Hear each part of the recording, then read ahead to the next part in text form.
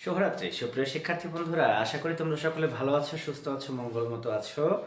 শুরুতে তোমরা যারা লাইভে যুক্ত হচ্ছ, লাইভটি কি দেখতে পাচ্ছ বা তোমরা কি আমার কথা শুনতে পাচ্ছ? দ্রুত আমাকে একটু কমেন্ট করে জানাবে। যারা লাইভে যুক্ত হচ্ছ বন্ধুরা, লাইভটি কি দেখতে পাচ্ছ বা তোমরা কি আমার কথা শুনতে পাচ্ছ? দ্রুত আমাকে একটু কমেন্ট করে জানাবে।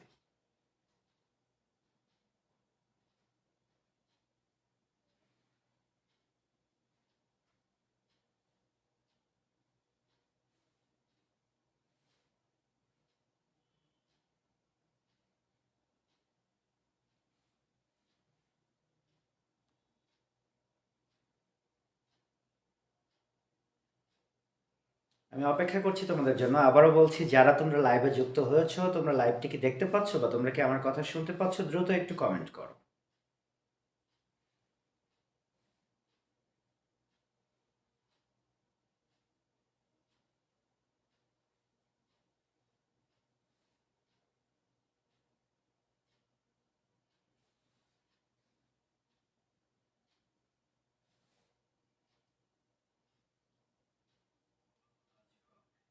ধন্যবাদ শাহরিয়ার মবিন।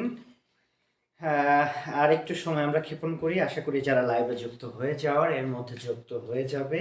এবং আবারও বলছি, যারা লাইভে যুক্ত হয়েছো বা হচ্ছ, লাইভটি কি দেখতে পাচ্ছ বা আমার কথা কি শুনতে পাচ্ছ? দ্রুত আমাকে একটু কমেন্ট করে তোমরা জানাবে।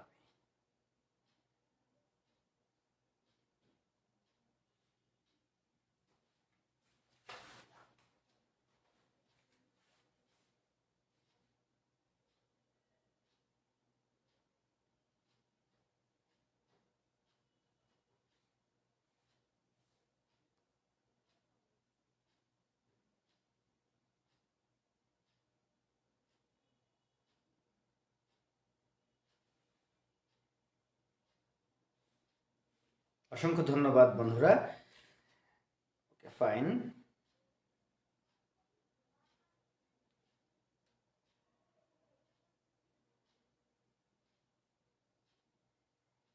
ওয়ালাইকুম আসসালাম মমতারিন, ভালো আছি, আশা করি তুমি ভালো আছো।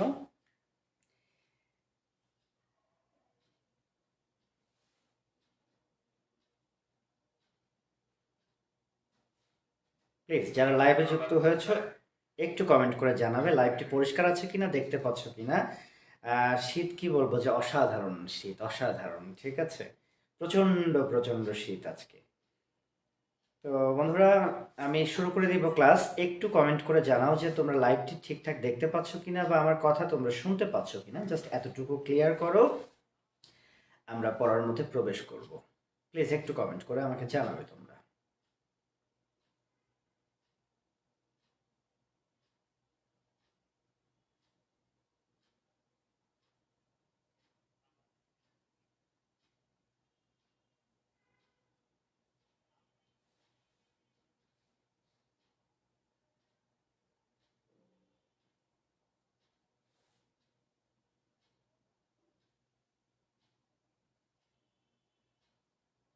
হ্যাঁ শাহরিয়ার মুবিন, এই লাইভটি শেয়ার করা যাবে। হ্যাঁ, অবশ্যই লাইভটি শেয়ার করা যাবে। এবং হ্যাঁ, যারা লাইভে যুক্ত হয়েছো সবাই চেষ্টা করো লাইভটি শেয়ার করে রাখতে। ধন্যবাদ মমতারিন, শুনতে পাচ্ছ, দেখতে পাচ্ছ, কৃতজ্ঞতা। তাহলে সুপ্রিয় শিক্ষার্থী বন্ধুরা, আমরা কথা না বাড়িয়ে আমরা ক্লাসটি শুরু করে দিতে চাই। আমাদের আজকের আলোচ্য বিষয় ইসলামের ইতিহাস। আমাদের বেশ কিছু পরীক্ষাতে ইসলামের ইতিহাস থেকে কিন্তু প্রশ্ন হয়ে থাকে। এবং আমি বিশ্বাস করি আসন্ন আরও যত পরীক্ষা রয়েছে, এই পরীক্ষাগুলোতে ইসলামের ইতিহাস থেকে প্রশ্ন আসবে।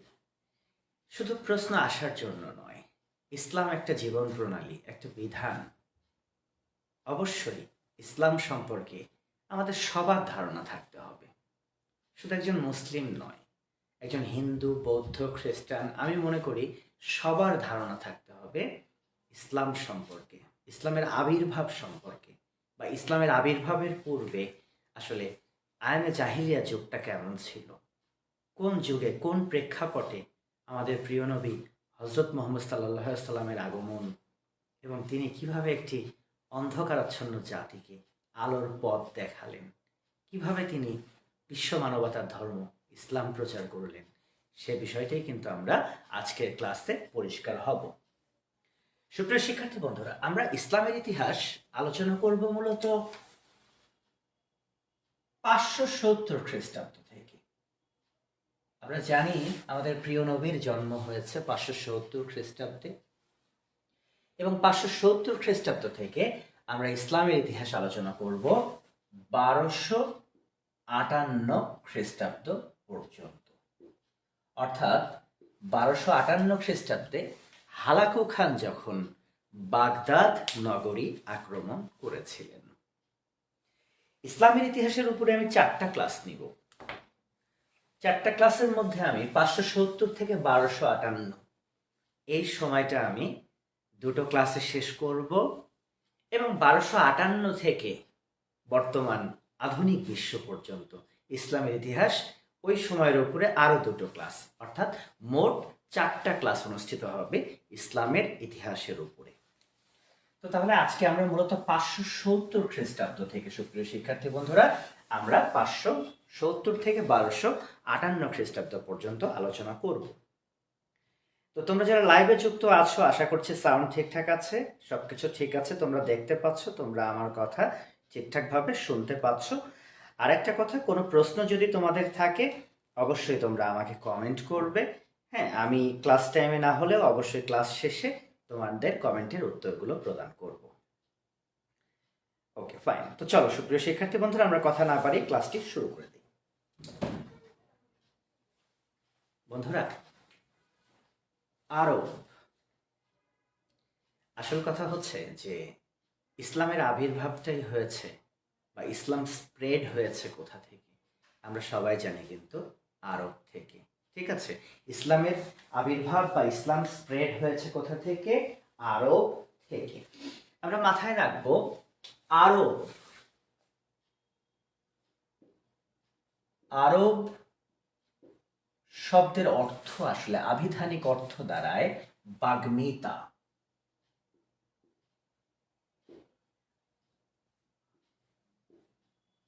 আরব শব্দের, সুপ্রিয় শিক্ষার্থী বন্ধুরা, আমরা মাথায় রাখবো যে আরব শব্দের আবিধানিক অর্থ দাঁড়ায় কিন্তু আসলে বাগ্মিতা। বুঝতে পেরেছ? আরব শব্দের আবিধানিক অর্থ দাঁড়ায় বাগ্মিতা।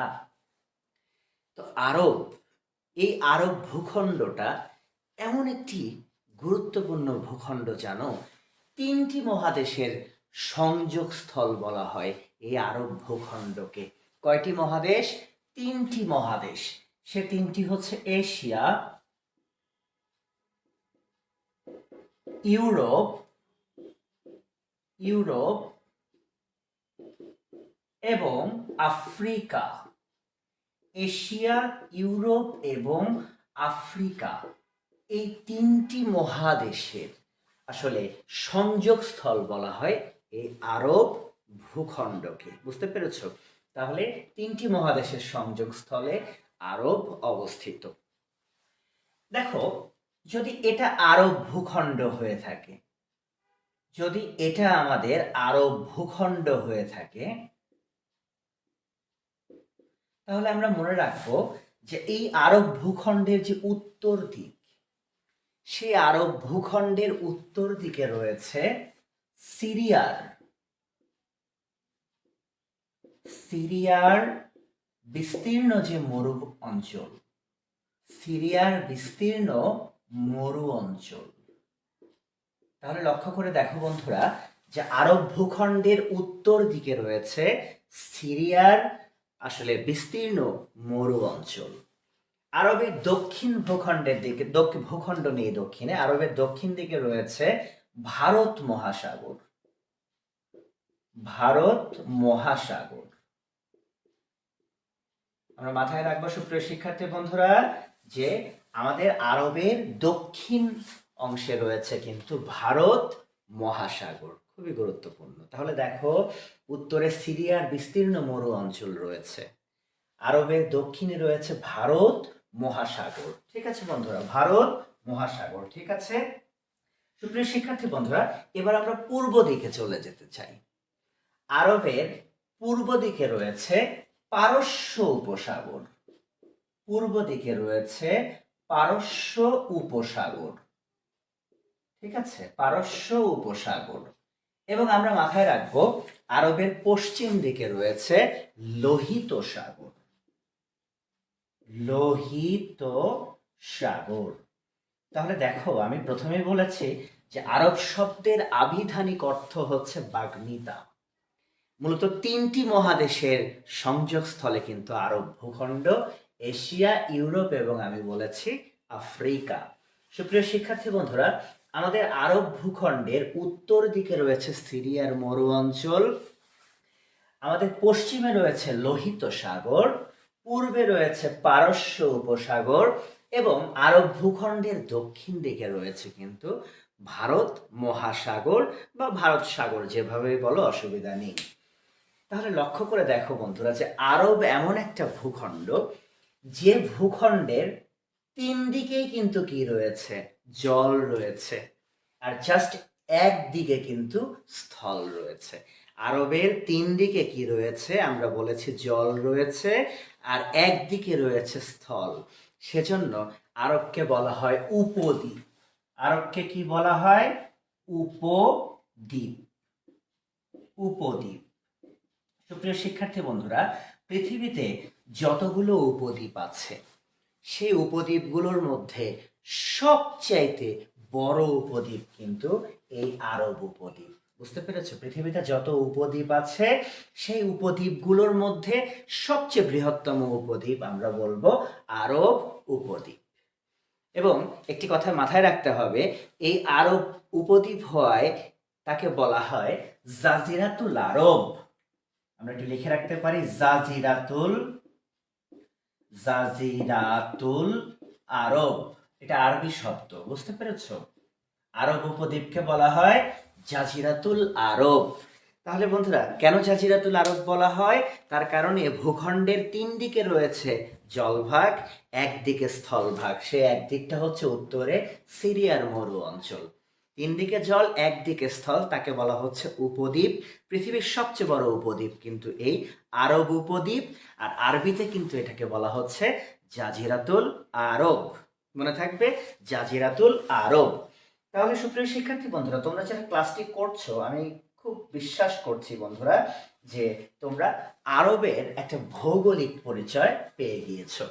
এই আরব মূলত আমাদের এশিয়ার দক্ষিণ পশ্চিমে অবস্থিত। মনে রেখো, আরব কিন্তু এশিয়া মহাদেশের একটি অঞ্চল বা দেশ, এবং এই আরব কিন্তু মূলত এশিয়ার দক্ষিণ পশ্চিমে কিন্তু আরবের অবস্থান। ওকে, এখন কথা হচ্ছে যে ইসলামের আবির্ভাবের পূর্বে আমরা মাথায় রাখবো সুপ্রিয় শিক্ষার্থী বন্ধুরা, যে এই যে আরব উপদ্বীপ বা জাজিরাতুল আরব, সেই আরব উপদ্বীপ বা এই আরব ভূখণ্ড ইসলামের আবির্ভাবের পূর্বে কেমন ছিল সেটা একটু আমরা জানবো। তাহলে তোমরা শিখেছো কিন্তু জাজিরাতুল আরব অর্থ আরব উপদ্বীপ।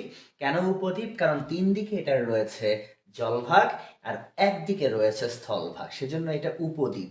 এবং আমি বলেছি যে পৃথিবীর সবচেয়ে বড় উপদ্বীপ কিন্তু আমাদের এই আরব উপদ্বীপ। এখন আমরা চলে যাব যে জায়গাটাতে, যে ইসলামের আবির্ভাবের পূর্বে। হ্যাঁ, ইসলামের আবির্ভাবের পূর্বে কেমন ছিল আসলে এই আরব উপদ্বীপ? সুপ্রিয় শিক্ষার্থী বন্ধুরা, ইসলামের আবির্ভাবের পূর্বে না আরবে বিরাজ করছিল আয়ামে জাহিলিয়ার যুগ। আমি বলছি, ইসলামের আবির্ভাবের পূর্বে আরবে বিরাজ করছিল আয়ামে জাহিলিয়া।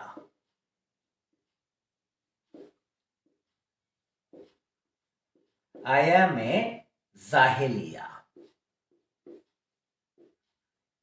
এখন প্রশ্ন দেখা দিল যে আয়ামে জাহিলিয়া আসলে কি? আমি বলেছি কিন্তু যে ইসলামের আবির্ভাবের পূর্বে বা হযরত মুহাম্মদ সাল্লাল্লাহু আলাইহি সাল্লাম নবুয়ত প্রাপ্তির আগ পর্যন্ত আরবে ছিল কিন্তু আয়ামে জাহিলিয়ার যুগ। আসলে আয়াম শব্দের অর্থ কি? আয়াম শব্দের অর্থ হচ্ছে অজ্ঞতা বা অন্ধকার। আয়াম শব্দের অর্থ দাঁড়ায় অজ্ঞতা বা অন্ধকার। তাহলে আমরা মাথায় রাখতে পারি, আয়াম শব্দের অর্থ দাঁড়ায় অজ্ঞতা বা অন্ধকার, আর জাহিলিয়া শব্দের অর্থ দাঁড়ায় যুগ। তাহলে বন্ধুরা খুব সহজে বলা যেতে পারে অজ্ঞতা বা অন্ধকারের যুগকে বলা হয় আয়ামে জাহিলিয়া। অজ্ঞতা বা অন্ধকারের যুগকে বলা হচ্ছে আয়ামে জাহিলিয়া। এখন কি ধরনের অজ্ঞতা বা অন্ধকার ছিল ইসলামের আবির্ভাবের পূর্বে এই জাজিরাতুল আরবে, সেটা জানিয়ে আসুন। ইসলামের আবির্ভাবের পূর্বে এই আরবে সবচেয়ে বড় যে সমস্যাটা ছিল, যদি আমরা মেনশন করি সবচেয়ে প্রথম যে সমস্যাটা, সেটা হচ্ছে আসলে ইসলামের আবির্ভাবের পূর্বে না আরবে বিভিন্ন গোত্র ছিল। আরবে বিভিন্ন কি ছিল?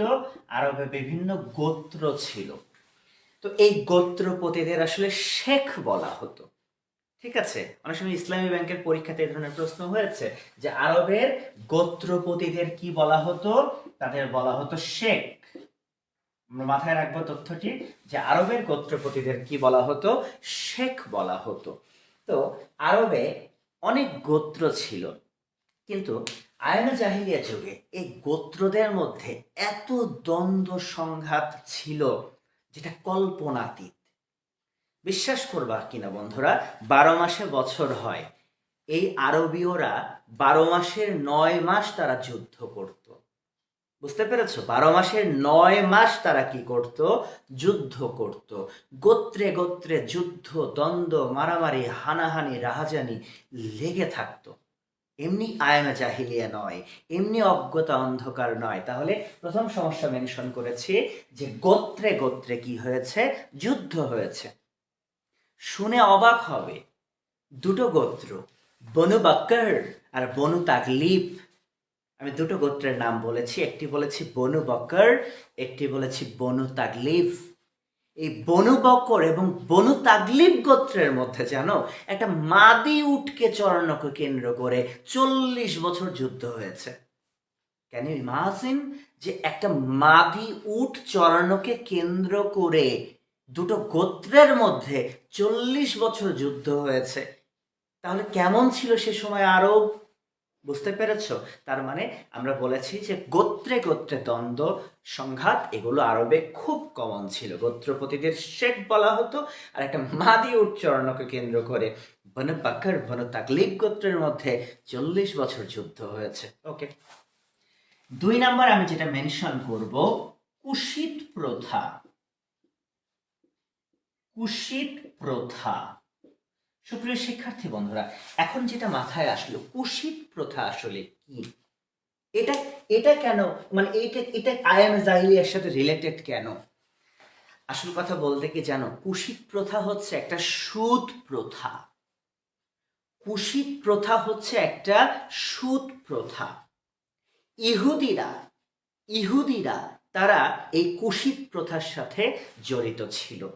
বুঝতে পেরেছো? তাহলে জাহিলিয়া যুগে আরবে সুদ প্রথা ছিল, কুশিত প্রথা। এই ইহুদিরা কি করতেন? তারা হয়তোবা ঋণ দিতেন। ওই ব্যক্তি যদি কোনো কারণে ঋণ পরিশোধ করতে না পারতেন, ওই ব্যক্তি যদি কোনো কারণে ঋণ পরিশোধ না করতে পারতেন, ইহুদিরা তার স্ত্রীকে বা সন্তানকে তুলে নিয়ে আসতো। যতদিন না ওই ব্যক্তি ঋণ পরিশোধ করতে না পারবে, ততদিন তার স্ত্রী বা সন্তান সেই ইহুদির কাছে থাকবে। কত বড় অমানবিক! যদি সে কোনোদিনও শোধ না করতে পারে, তাহলে সে তার স্ত্রী সন্তানকে ফিরে পাবে না।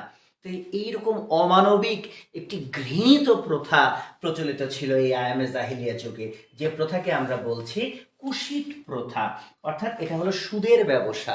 ইহুদিরা এ ব্যবসা করতেন এবং নিরীহ মানুষের উপরে তারা অত্যাচার নির্যাতন করতেন। 3 নাম্বার, নারী। সুপ্রিয় শিক্ষার্থী বন্ধুরা, ইসলাম নারীকে সবচেয়ে মর্যাদার জায়গা দিয়েছে।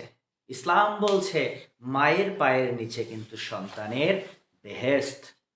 কিন্তু ইসলামের আবির্ভাবের পূর্বে জানো আরবে নারীদের কোনো কি ছিল না, মর্যাদা ছিল না। নারীকে একটা ভোগ্য পণ্য মনে করা হতো। বুঝতে পেরেছ? জাহিলিয়া যুগে নারীর কোনো মর্যাদা ছিল না। নারীকে কি করা হয়েছে? ভোগ্য পণ্য মনে করা হয়েছে। যা ইচ্ছা তাই নারীর সাথে করা হয়েছে। ঠিক আছে, ব্যভিচার করা হয়েছে। জাহিলিয়া যুগে নারীর অবস্থা ভীষণ ভীষণ করুণ ছিল। তারপরে আরেকটা জিনিস মাথায় রাখবে তোমরা সুপ্রিয় শিক্ষার্থী বন্ধুরা, সেটি হচ্ছে শিশু অর্থাৎ কন্যা শিশু। আয়ামে জাহিলিয়া যুগে কন্যা শিশু যদি জন্মগ্রহণ করত সেটা ভালো চোখে নেওয়া হতো না। সেই শিশু কন্যাকে জীবন্ত মাটি চাপা দিয়ে হত্যা করা হতো। তাদের যদি পুত্র সন্তান হতো তারা ভীষণ খুশি, কিন্তু কন্যা সন্তান হলে সেই আরবীয়রা, জাহিলিয়া যুগের আরবীয়রা এটা ভালো চোখে নিতে পারতো না। তারা কি করত? তারা সেই কন্যা শিশুকে, জীবন্ত শিশুকে মাটি চাপা দিয়ে তারা হত্যা করত। তাহলে দেখো কতটা ভয়ঙ্কর এবং হিংস্র ছিল সেই আয়ামে জাহিলিয়া যুগের মানুষেরা। তাছাড়া সবচেয়ে বড় যে সমস্যাটা ছিল সেটা ছিল জাহিলিয়া যুগের মানুষেরা তারা পৌতলিকতাবাদে বিশ্বাসী। পৌতলিকতাবাদে তারা কি ছিলেন? বিশ্বাসী। নানান কুসংস্কার, বিভিন্ন দেবদেবীর অর্থাৎ মূর্তির উপাসনা, দেবদেবী বলতে বিভিন্ন মূর্তির উপাসনা তারা করতেন, নানান কুসংস্কার নিয়ে তারা পড়ে থাকতেন। তাহলে দেখো আমি আবারও স্মরণ করে দেই, আয়ামে জাহিলিয়া অর্থাৎ ইসলামের আবির্ভাবের পূর্বে বা হযরত মুহাম্মদ সাল্লাল্লাহু আলাইহি সাল্লামের নবুয়ত প্রাপ্তির আগ পর্যন্ত আরবে ছিল, সেই জাজিরাতুল আরবে ছিল আয়ামে জাহিলিয়ার যুগ। যে জাহিলিয়াকে আমি বলেছি যে আয়াম শব্দের অর্থ অজ্ঞতা বা অন্ধকার, জাহিলিয়া শব্দের অর্থ বলেছি কিন্তু যুগ। তাহলে অজ্ঞতা বা অন্ধকারের যুগটাই হচ্ছে আয়ামে জাহিলিয়া। সেই জাহিলিয়া যুগে দেখেছো গোত্রে গোত্রে যুদ্ধ হয়েছে। সামান্য মাদি উচ্চারণকে কেন্দ্র করে 40 বছর তারা যুদ্ধ করেছে। সে সময় আরবে কুশিত প্রথা ছিল, আমি বলেছি এটা কিন্তু সুদের ব্যবসা, ইহুদিরা এটা করতো। তারপরে বলেছে নারীর কোনো সম্মান ছিল না, নারীকে ভোগ্য পণ্য মনে করা হতো। কন্যা শিশু জন্ম নিলে জীবন্ত কন্যা শিশুকে তারা মাটি চাপা দিয়ে কি করত? হত্যা করত। সেখানে পৌতলিকতা ছিল, অর্থাৎ তারা মূর্তি পূজারক ছিল, মূর্তি উপাসক ছিল। নানান কুসংস্কারে সে জাহিলিয়া যুগ কি ছিল? ভরপুর ছিল। তাহলে সুপ্রিয় শিক্ষার্থী বন্ধুরা, তোমরা এতটুকু দ্বারাই কিন্তু বুঝতে পারছো যে জাহিলিয়া যুগটা তাহলে কত ভয়ঙ্কর, তাই না? কত ভয়ঙ্কর ছিল তাহলে জাহিলিয়া যুগ। কারণ এ সময় দেখো কত রকম অনাচার, ব্যভিচার, হ্যাঁ, এই জাজিরাতুল আরবের মানুষ কি ছিল? লিপ্ত ছিল। তো এই জাহিলিয়া যুগে একটা উল্লেখযোগ্য ঘটনা আসলে স্মরণ না করিয়ে দিলে আমার ভালো লাগবে না, সেটি হচ্ছে এই জাজিরাতুল আরবে জাহিলিয়া যুগে একটা মেলা হতো। মেলাটার নাম ছিল ওকাজের মেলা। মেলাটির নাম ছিল, আমি বলবো, ওকাজের মেলা। সুপ্রিয় শিক্ষার্থী বন্ধুরা, ওকাজের মেলা। আমি একটু আগে একটি কথা বলেছিলাম, তোমাদের স্মরণ আছে কিনা জানি না, যে আরবীয়রা 9 মাস কি করেছে? যুদ্ধ করেছে। 9 মাস তারা যুদ্ধ করেছে, আর বাকি 3 মাস তারা ভোগ বিলাস করত। ভোগ বিলাস বলতে তখন যুদ্ধ বিগ্রহ বন্ধ, তারা আমোদ প্রমোদ, মদ্যপান, নাচ গান এগুলো নিয়ে তারা কি করত? ব্যস্ত থাকতো সেই জাহিলিয়া যুগে। তো সেই জাহিলিয়া যুগে সেই ভোগ বিলাসের 3 মাস যখন থাকতো, সেই 3 মাসে ওকাজের মেলা হতো। কি মেলা হতো? আমি বলেছি ওকাজের মেলা হতো। জাহিলিয়া যুগে সুপ্রিয় শিক্ষার্থী বন্ধুরা কি মেলা হতো? ওকাজের মেলা। জানো সেই ওকাজের মেলায় বিভিন্ন পণ্য উঠতো, সেই পণ্য কেনা বেচা হতো। কিন্তু ওকাজের মেলার সবচেয়ে বড় আকর্ষণ কি ছিল জানো? সাহিত্য চর্চা। ওকাজের মেলার সবচেয়ে বড় আকর্ষণ ছিল সাহিত্য চর্চা। এ সময় অনেক সাহিত্যিকে মেলায় অংশ নিতেন। তারা তাদের লিখিত যে সাহিত্যকর্ম ছিল সেগুলো প্রদর্শন করতেন বা মানুষকে পাঠ করে শোনাতেন। তো সেই ওকাজের মেলার একজন বিখ্যাত সাহিত্যিক ছিলেন, যার নামটি হচ্ছে ইমরুল কায়েস। ইমরুল কায়েস। সুপ্রিয় শিক্ষার্থী বন্ধুরা, আমরা জানি যে আরবি ভাষার শ্রেষ্ঠ কবি কিন্তু ইমরুল কায়েস। আরবি ভাষার অন্যতম শ্রেষ্ঠ কবি ইমরুল কায়েস। সেই ইমরুল কায়েস কিন্তু ওকাজের মেলাতে কি করতেন? তিনি কিন্তু সাহিত্যকর্ম রচনা করতেন বা তিনি সেটা প্রদর্শন করতেন। তাহলে আমরা আয়ামে জাহিলিয়া যুগে একটি মেলার নাম শিখলাম, একটি মেলার নাম জানলাম, যেটাকে আমি বলেছি ওকাজের মেলা। এবং ওকাজের মেলার প্রধান আকর্ষণ ছিল সাহিত্যকর্ম। আর সে সময় আরবি ভাষার শ্রেষ্ঠ কবি আমি বলেছি কাকে? ইমরুল কায়েসকে। সুপ্রিয় শিক্ষার্থী বন্ধুরা, ইমরুল কায়েসের একটি কাব্যগ্রন্থের নাম আমি তোমাদের স্মরণ করিয়ে দিতে চাই, মুয়াল্লাক্কার। মুয়াল্লাক্কার মাথায় রাখতে হবে যে ইমরুল কায়েসের একটি কাব্যগ্রন্থ হচ্ছে মুয়াল্লাক্কার। আমরা মাথায় রাখবো মুয়াল্লাক্কার কার কাব্যগ্রন্থ? ইমরুল কায়েসের। তিনি কোন ভাষার কবি? আমি বলেছি তিনি কিন্তু আরবি ভাষার কবি। ছোট থেকে যেন ওনার কবিতা টবিতা লেখার প্রতি এত আকর্ষণ ছিল, উনি কবিতা লিখতেন, পাঠ করতেন। ওনার বাবা এটা পছন্দ করতো না, ওনাকে একসময় কি করে দেয়? বাড়ি থেকে বের করে দেয়। পরে সারা জীবন ভবঘুরের মতো ঘুরে বেড়াতো, মদ্যপান করত, কিন্তু সাহিত্যকর্ম রচনা করত। আর এই মানুষের আবার খুব সমাদর হতো কোথায়? সেই ওকাজের মেলায়। আমি মেলাটা দিয়ে বোঝাতে চেয়েছি যে আরবীয়রা 9 মাস যুদ্ধ করেছে, আর 3 মাস তারা কি করেছে? ভোগ বিলাস করেছে, বা ভোগ বিলাসে তারা মত্ত থেকেছে। তাহলে তোমরা প্রথমে কিন্তু আরবের পরিচিতিটা শিখেছ। আরবের উপর নিচ ডান বামে কি আছে, কোন মহাদেশে, কোন কোন মহাদেশের সংযোগস্থলে আরব, সেটি ক্লিয়ার হয়েছ। তারপরে সে সময় ইসলামের আবির্ভাবের পূর্বে আরব কেমন ছিল, সে অজ্ঞতা বা অন্ধকারের যুগটা কেমন ছিল, সেটি কিন্তু তোমরা ক্লিয়ার হয়েছ। তো তোমরা যারা লাইভ ক্লাসটি করছো, তোমরা দয়া করে আমাকে একটা প্রশ্নের একটু উত্তর দেবে, কমেন্ট করবে।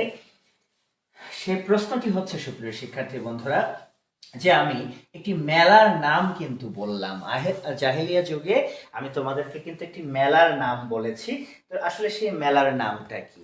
তোমরা যারা লাইভে যুক্ত রয়েছে, তোমরা যারা ক্লাসটি করছো, সুপ্রিয় শিক্ষার্থী বন্ধুরা,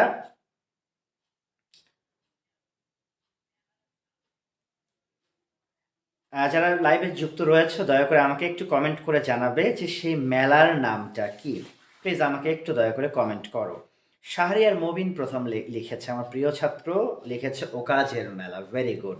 আর সে ওকাজের মেলার প্রধান আকর্ষণ ছিল সাহিত্যকর্ম, আর যেটা লিখতেন কিন্তু ইমরুল কায়েস, আরবি ভাষার সে সময়ের অন্যতম আমি বলেছি শ্রেষ্ঠ একজন কবি ইমরুল কায়েস। সুপ্রিয় শিক্ষার্থী বন্ধুরা, আবারও বলছি, তোমরা যারা লাইভে যুক্ত রয়েছো, দয়া করে তোমরা কি করে দাও? লাইভটা একটু শেয়ার করে দাও। যারা লাইভে যুক্ত রয়েছো, দয়া করে তোমরা লাইভটা একটু কি করে দাও বন্ধুরা? শেয়ার করে দাও আর কি, ঠিক আছে? কৃতজ্ঞতা আমাদের জারিন তাসমিনের প্রতি, সেও লিখেছে ওকাজের মেলা, কৃতজ্ঞতা। চলো এইবার আমরা আমাদের সেই কাঙ্ক্ষিত স্থানে পৌঁছাবো, অর্থাৎ সেই জাহিলিয়া যুগে কিভাবে আমাদের প্রিয় নবী, প্রাণের নবী হজরত মোহাম্মদ সাল্লাল্লাহু আলাইহি সাল্লামের জন্ম হয়েছে, সেই প্রসঙ্গে এখন আমরা চলে যাব। সুপ্রিয় শিক্ষার্থী বন্ধুরা, তাহলে এই যে জাহিলিয়া যুগটা চলছিল, যে অজ্ঞতা বা অন্ধকারের যুগ চলছিল, সেটা তো বুঝেছ। সেই যুগে 570 খ্রিস্টাব্দে, কত খ্রিস্টাব্দ বন্ধুরা? 570 খ্রিস্টাব্দে, 570 খ্রিস্টাব্দের 12ই রবিউল আওয়াল, 570 খ্রিস্টাব্দের 12ই রবিউল আওয়াল দিনটি ছিল সোমবার। সেই দিনে জন্মগ্রহণ করেছিলেন হজরত মোহাম্মদ সাল্লাল্লাহু আলাইহি সাল্লাম। তাহলে হজরত মোহাম্মদ সাল্লাল্লাহু আলাইহি সাল্লামের জন্ম কত সালে? 570 খ্রিস্টাব্দের 12ই রবিউল আওয়াল, সোমবার। এবং তিনি জন্মগ্রহণ করেছেন কিন্তু সেই জাহিলিয়া যুগে, যে যুগে আরবে অজ্ঞতা, আরবে অন্ধকার ছিল, ঠিক সে সময় কিন্তু তিনি জন্মগ্রহণ করেছেন।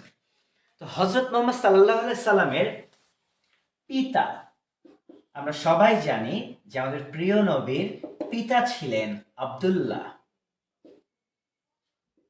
আমাদের প্রিয় নবীর পিতা ছিলেন, আমরা বলছি, আব্দুল্লাহ। মাতা, সুপ্রিয় শিক্ষার্থী বন্ধুরা, আমাদের প্রিয় নবীর মাতা ছিলেন আমেনা। মাতা কে ছিলেন? আমরা বলছি আমেনা। আমাদের প্রিয় নবীর পিতামহ, অর্থাৎ আমরা যদি এভাবে লিখি দাদা, আমাদের প্রিয় নবীর দাদা কে ছিলেন? দাদা ছিলেন আব্দুল মুতালিব। আব্দুল মুতালিব, আমরা মনে রাখবো আমাদের প্রিয় নবীর দাদা ছিলেন আব্দুল মুত্তালিব এবং চাচা চাচা ছিলেন আমাদের আবু তালিব। আবু তালিব।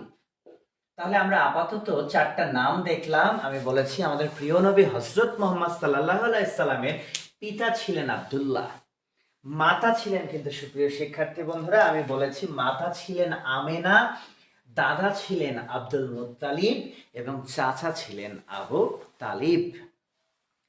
এখন সবচেয়ে কষ্টের ব্যাপার, সবচেয়ে দুঃখের ব্যাপার হচ্ছে দেখো হযরত মুহাম্মদ সাল্লাল্লাহু আলাইহি সাল্লামের মানে জন্মের আগেই কিন্তু উনি ওনার পিতাকে হারিয়ে ফেলেন। তাহলে পিতা আব্দুল্লাহ তিনি কিন্তু নবীর জন্মের আগেই তিনি মারা যান। এবার নবীর জন্ম হলো, নবীর যখন জন্ম হয় তখন আমরা মাথায় রাখবো দাদা আব্দুল মুত্তালিব, আমরা মাথায় রাখবো দাদা আব্দুল মুত্তালিব তিনি, আমরা মাথায় রাখবো যে আব্দুল মুত্তালিব তিনি নাম দেন, আব্দুল মুত্তালিব তিনি নাম দেন মুহাম্মদ। প্রিয় শিক্ষার্থী বন্ধুরা তাহলে ইম্পর্টেন্ট একটি তথ্য আমরা জানলাম, সেটি হচ্ছে যে নবীর নাম মুহাম্মদ, এই নামটি দিয়েছিলেন দাদা আব্দুল মুত্তালিব। ঠিক আছে। আর মাতা আমেনা, মাতা আমেনা নাম দিয়েছিলেন আহম্মদ,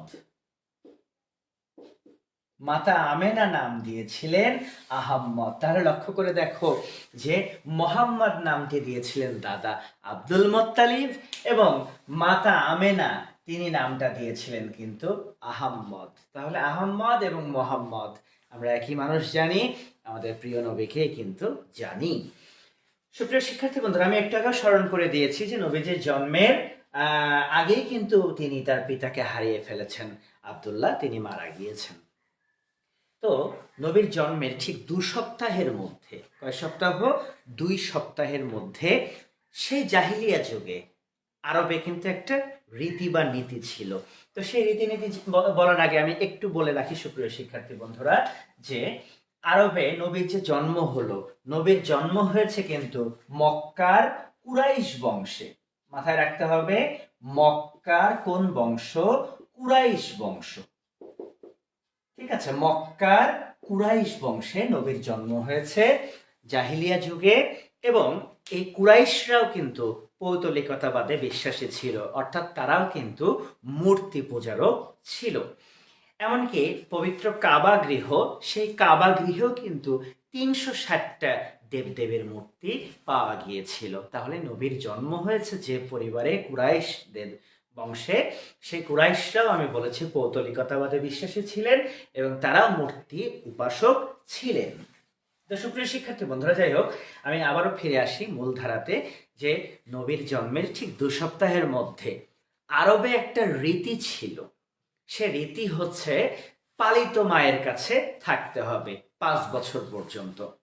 জন্মর পর থেকে পালিত মার কাছে থাকতে হবে কত বছর পর্যন্ত, 5 বছর পর্যন্ত।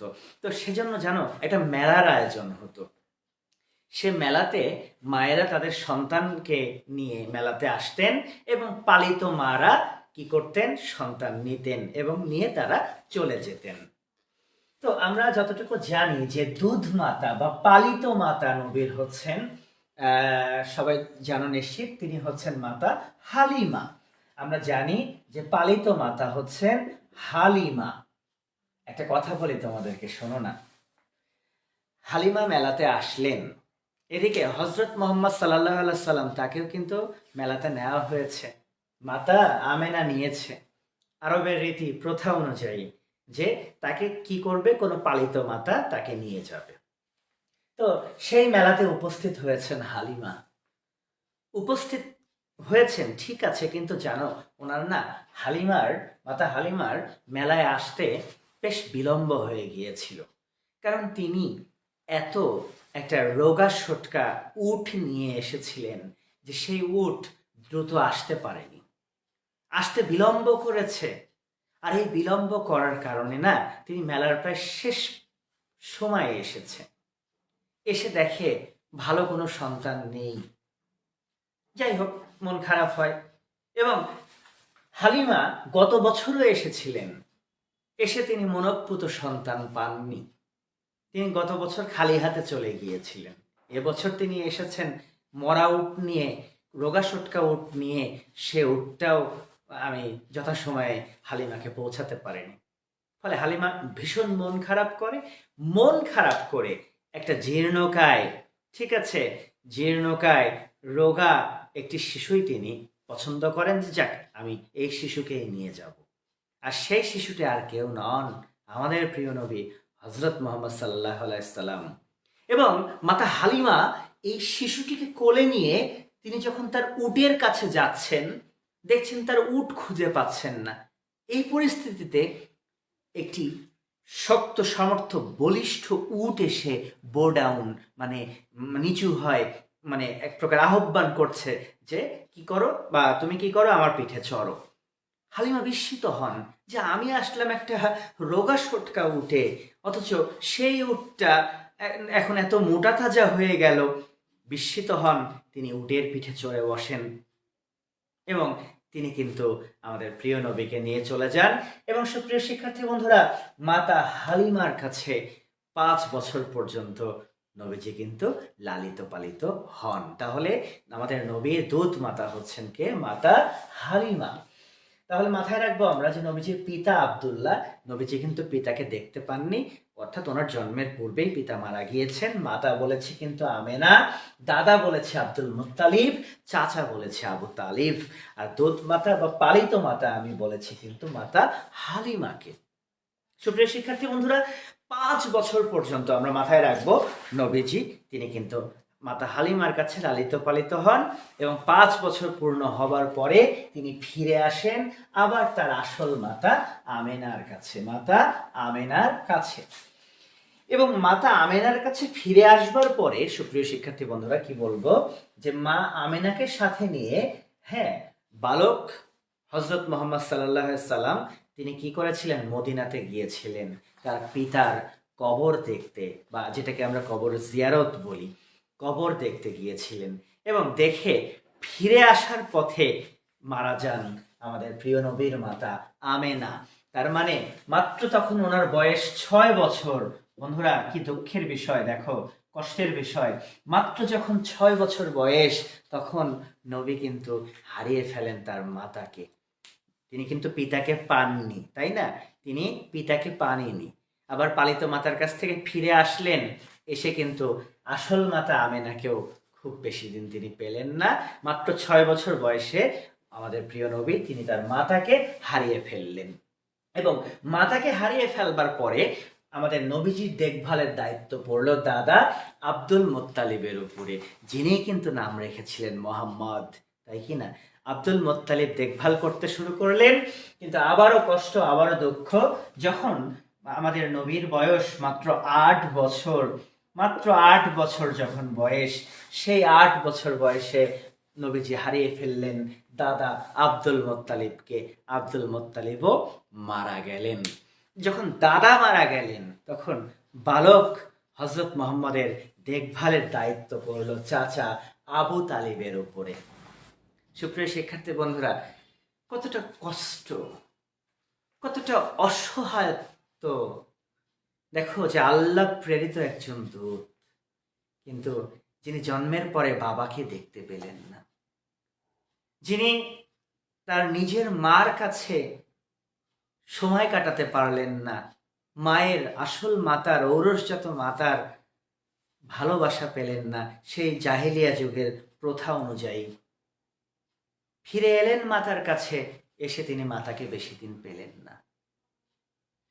মাতাকে হারিয়ে তার দেখভালের দায়িত্ব পড়ল দাদার ওপরে, তিনি দাদাকেও পেলেন না, দায়িত্ব পড়ে গেল চাচা আবু তালিবের কাছে।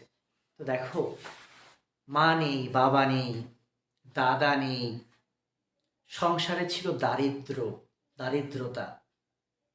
ফলে আমাদের বালক নবী তিনি কিন্তু লেখাপড়া করতে পারেননি, তাকে মেষ চড়াতে হয়েছে, তাকে মরুভূমির মধ্যে ঘুরে বেড়াতে হয়েছে। আসলে আল্লাহ প্রদত্ত যে জানো না, ইনলাইটেন হয়েছে, অর্থাৎ প্রকৃতির কাছ থেকে তিনি শিক্ষা পেয়েছেন। আমাদের প্রিয় নবী কোনো শিক্ষা প্রতিষ্ঠানে শিক্ষা লাভ করেননি, কোনো বিশ্ববিদ্যালয় থেকে তিনি স্কলার হননি, কিন্তু প্রকৃতি তাকে কি করেছে? শিক্ষা দিয়েছে। প্রকৃতির কাছ থেকে তিনি শিখেছেন, আলোকিত হয়েছেন, যেটাকে আমরা স্বশিক্ষিত বলি, তাই কি না? সুপ্রিয় শিক্ষার্থী বন্ধুরা, যখন নবীজির বয়স অর্থাৎ মাত্র হজরত মোহাম্মদ সাল্লাহ সাল্লামের বয়স যখন মাত্র 12 বছর, ঘাবড়ে যেও না, এবার কারো মৃত্যুর কথা আমি বলবো না, যখন ওনার মাত্র বয়স 12 বছর, তখন তিনি তার চাচার সাথে মাত্র 12 বছর বয়সে তিনি বাণিজ্য করবার জন্য সিরিয়া গমন করেছিলেন। তাহলে দেখো, বালক মোহাম্মদ মাত্র 12 বছর বয়সে তিনি তার চাচা আবু তালিবের সাথে কি করেছিলেন? তিনি সিরিয়া গিয়েছিলেন বাণিজ্য করতে। সুপ্রিয় শিক্ষার্থী বন্ধুরা, ছোট থেকেই হযরত মুহাম্মদ তিনি ছিলেন সত্যবাদী, তিনি ছিলেন দৃঢ়চেতা, এবং এই সত্যবাদিতার কারণে জানো, এই জাজিরাতুল আরবের মানুষ তাকে আলামিন নামে ডাকতে শুরু করে। কি নামে ডাকতে শুরু করে? তাকে আলামিন নামে ডাকতে শুরু করে। আলামিন।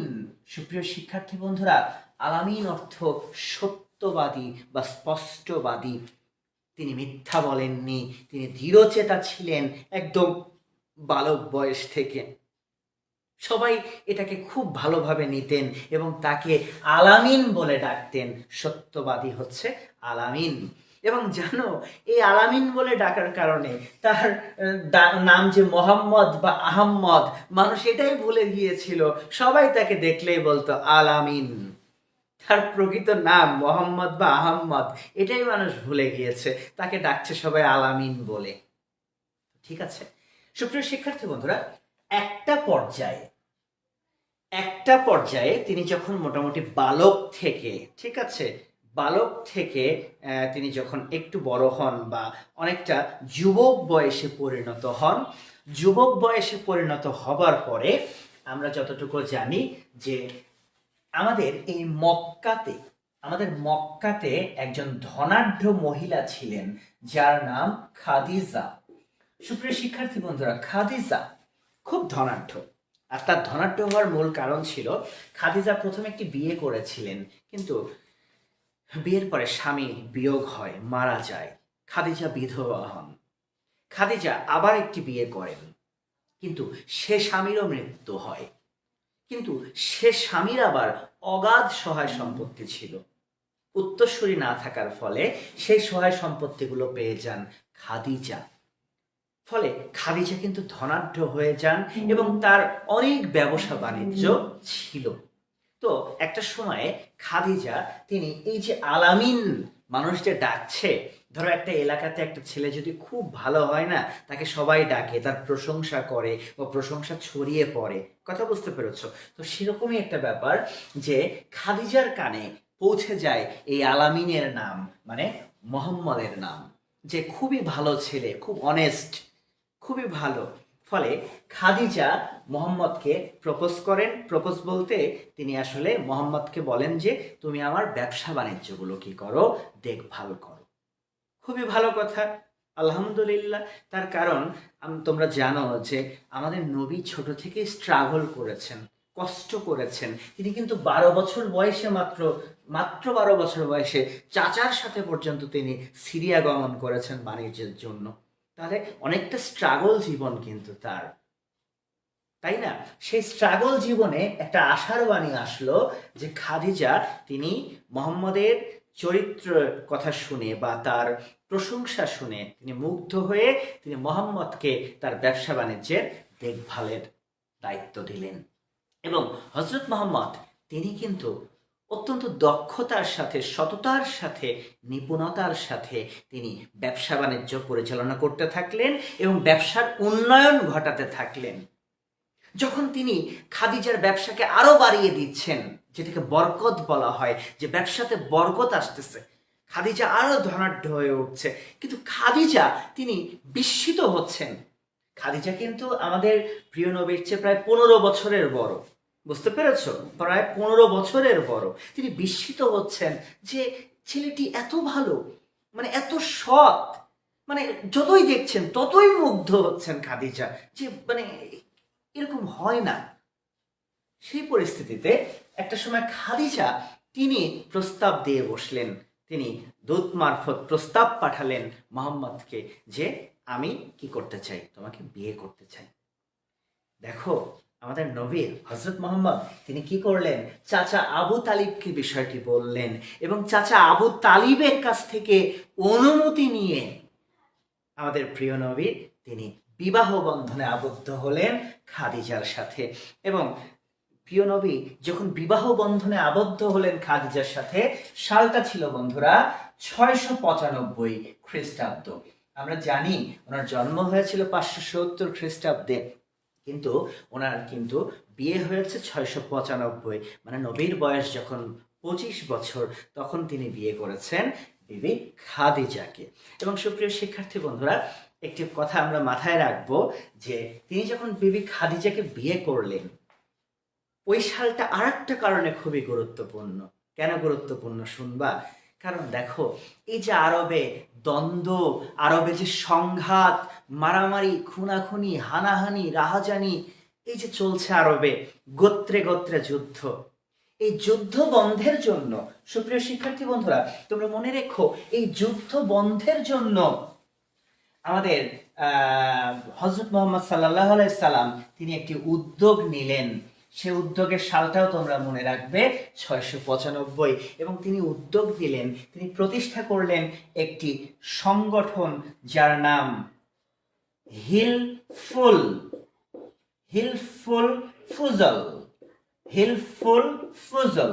সুপ্রিয় শিক্ষার্থী বন্ধুরা এটি একটা আরবি শব্দ, হিলফুল ফুজল। আসলে বাংলা এটাকে ট্রান্সলেট করলে আসবে অনেকটা শান্তি সংগঠন। ও মাই গড, বন্ধুরা ভাবতে পারো আজকে পৃথিবীতে শান্তি প্রতিষ্ঠার জন্য রয়েছে জাতিসংঘ। তাহলে দেখো পৃথিবীতে প্রথম কোন শান্তি সংগঠন সেটি ছিল হিলফুল ফুজল। আমাদের নবী তখন নবুয়ত প্রাপ্ত হননি, যুবক বয়স, 25 বছর বয়স মাত্র।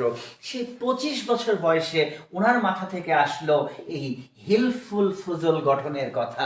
তাহলে হিলফুল ফুজল আসলে কি? এটি মূলত একটি শান্তি সংগঠন। এই শান্তি সংগঠনটা প্রতিষ্ঠা করেছিলেন আমাদের প্রিয় নবী হযরত মুহাম্মদ সাল্লাল্লাহু আলাইহি সাল্লাম। সুপ্রিয় শিক্ষার্থী বন্ধুরা, তাহলে দেখো যে পৃথিবীর প্রথম শান্তি সংগঠন তোমরা জানলে, যেটা হিলফুল ফুজল। এই সংগঠনের মূল কাজ যেটি ছিল যে আসলে গোত্রে গোত্রে যাতে যুদ্ধ না হয়, যাতে আরবের শান্তি থাকে, ঠিক আছে, এই শান্তি প্রতিষ্ঠার জন্য মূলত তিনি হিলফুল ফুজল গঠন করেছিলেন। আমি আমি আমি একটু একটু একটু একটু একটু ভুল করেছি বন্ধুরা, সরি। আমি আসলে মানে পড়ার মধ্যে এতটা প্রবেশ করেছিলাম, হয়তো আমি এতটা ইমোশনাল হয়ে গিয়েছিলাম যে আমি কিন্তু ভুল করেছি একটি কথা লিখতে। সেটি কিন্তু তিনি 595 কিন্তু বিয়ে করেছিলেন বিবি খাদিজাকে, ঠিক আছে। শাদী করেছিলেন 595, কারণ ওনার জন্ম 570-এ, আর ওই বছরই, হ্যাঁ এটা 695 হবে না, আমি এক্সট্রিমলি দুঃখিত, সরি, সেটি হলো 595 হিলফুল ফুজল তিনি কি করেছিলেন, প্রতিষ্ঠা করেছিলেন, যেটি ছিল একটি শান্তি সংগঠন। তাহলে দেখো যৌবনকালে আমাদের প্রিয় নবীর সবচেয়ে বড় কৃতিত্ব কি ছিল? সবচেয়ে বড় কৃতিত্ব ছিল তিনি হিলফুল ফুজল গঠন করেন, একটি শান্তি সংগঠন কি করেছিলেন, প্রতিষ্ঠা করেছিলেন। তো তোমরা, ঠিক আছে, এখানে শেখ আখি লিখেছে 695 কি সঠিক? আখি আমি তো ঠিক করে দিলাম, কারেকশন করে দিলাম, ঠিক আছে, কেউ আর খোঁচাখুচি করো না, গোতাগুতি করো না। আসলে আমি কি করেছি, ওটা আমার মানে মুখ থেকে ফসকে বেরিয়েছিল, বা আমি খুব ইমোশনাল ভাবে পড়াচ্ছি। আমি না 595 বলতে 695 বলেছিলাম, কিন্তু আমি তো এটা ঠিক করে দিলাম 595। তো তোমরা যারা লাইভে যুক্ত রয়েছে সুপ্রিয় শিক্ষার্থী বন্ধুরা, ক্লাসটি তোমাদের কেমন লাগছে, আমি কি বোঝাতে সক্ষম হচ্ছি? প্লিজ তোমরা আমাকে দয়া করে একটু কমেন্ট করে জানাবে, ঠিক আছে। সুপ্রিয় শিক্ষার্থী বন্ধুরা, তোমরা যারা লাইভে যুক্ত রয়েছে, ক্লাসটি তোমাদের কেমন লাগছে, তোমরা কি বুঝতে পারছো, সব ঠিক আছে কিনা একটু দয়া করে আমাকে কমেন্ট করে জানাও। আমি তোমাদের কমেন্টের প্রত্যাশা করছি। আবারও বলছি, তোমরা যারা লাইভে যুক্ত রয়েছো, তোমরা ক্লাসটি বুঝতে পারছো কিনা বা কেমন লাগছে, প্লিজ আমাকে তোমরা একটু কমেন্ট করে জানাও বন্ধুরা।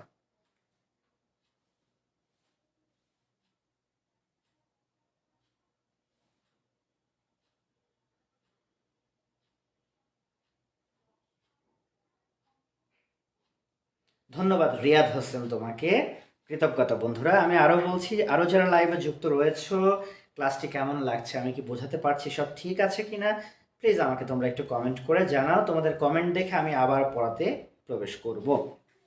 জারিন তাজমিন লিখেছে, জি স্যার বুঝতে পারছি, কৃতজ্ঞতা জারিন তাজমিন। শাহরিয়ার মবিন লিখেছে, চমৎকার লাগছে, ধন্যবাদ শাহরিয়ার মবিন তোমাকে। প্লিজ আরও যারা রয়েছে একটু কমেন্ট করো। আমাদের সঞ্জয় বর্মন, জয়, জি স্যার খুব ভালো লাগছে, কৃতজ্ঞতা সঞ্জয় বর্মন, ধন্যবাদ তোমাকে। তাহলে আমরা সুপ্রিয় শিক্ষার্থী বন্ধুরা এখন আবার আমরা কি করতে শুরু করি, সামনের দিকে এগোতে আমরা শুরু করি। তার কারণ আশা করি কোনো সমস্যা হচ্ছে না বা এখন পর্যন্ত কোনো প্রশ্ন আমাদের কাছে কিন্তু আসেনি। ধন্যবাদ আমাদের শেখ আখিকে, বুঝতে পেরেছি, কৃতজ্ঞতা শেখ আখি। চলো তাহলে আমরা মোটামুটিভাবে আমাদের প্রিয় নবীর যে যৌবনে প্রবেশ করেছেন তিনি, তার আগ মুহূর্ত পর্যন্ত আমরা পড়লাম বা আমরা তার আগ মুহূর্ত পর্যন্ত সুপ্রিয় শিক্ষার্থী বন্ধুরা আমরা দেখলাম। এখন আমাদের করণীয়টা কি বা এখন আমরা কি করব সেটা তো চলো দেখি। তো সুপ্রিয় শিক্ষার্থী বন্ধুরা, হযরত মুহাম্মদ সাল্লাল্লাহু আলাইহি সাল্লাম তিনি মানে যখন যৌবন, সেই সময় থেকে তিনি কিন্তু মাঝে মাঝেই মক্কার ঠিক অদূরে, মানে খুব বেশি দূরে নয়, মক্কার খুব কাছেই একটা পর্বত ছিল, যে পর্বতের নামটি হচ্ছে হেরা পর্বত। তোমরা মনে রেখো যে পর্বতের নামটি হচ্ছে হেরা পর্বত। সেই হেরা পর্বতে তিনি গভীর ধ্যানে মগ্ন হতেন, তিনি স্রষ্টার উপাসনা করতেন, অর্থাৎ গভীর ধ্যানে মগ্ন হতেন একদম যৌবনকাল থেকেই কিন্তু। তো এই যে তিনি গভীর ধ্যানে মগ্ন হতেন হেরা পর্বতে, বুঝতে পেরেছ? এই ধ্যানরত অবস্থায় তোমাদেরকে এখন একটি সাল আমি বলবো, সেটি হচ্ছে 610 খ্রিস্টাব্দ। কত খ্রিস্টাব্দ? তোমরা মনে রেখো, 610 খ্রিস্টাব্দ।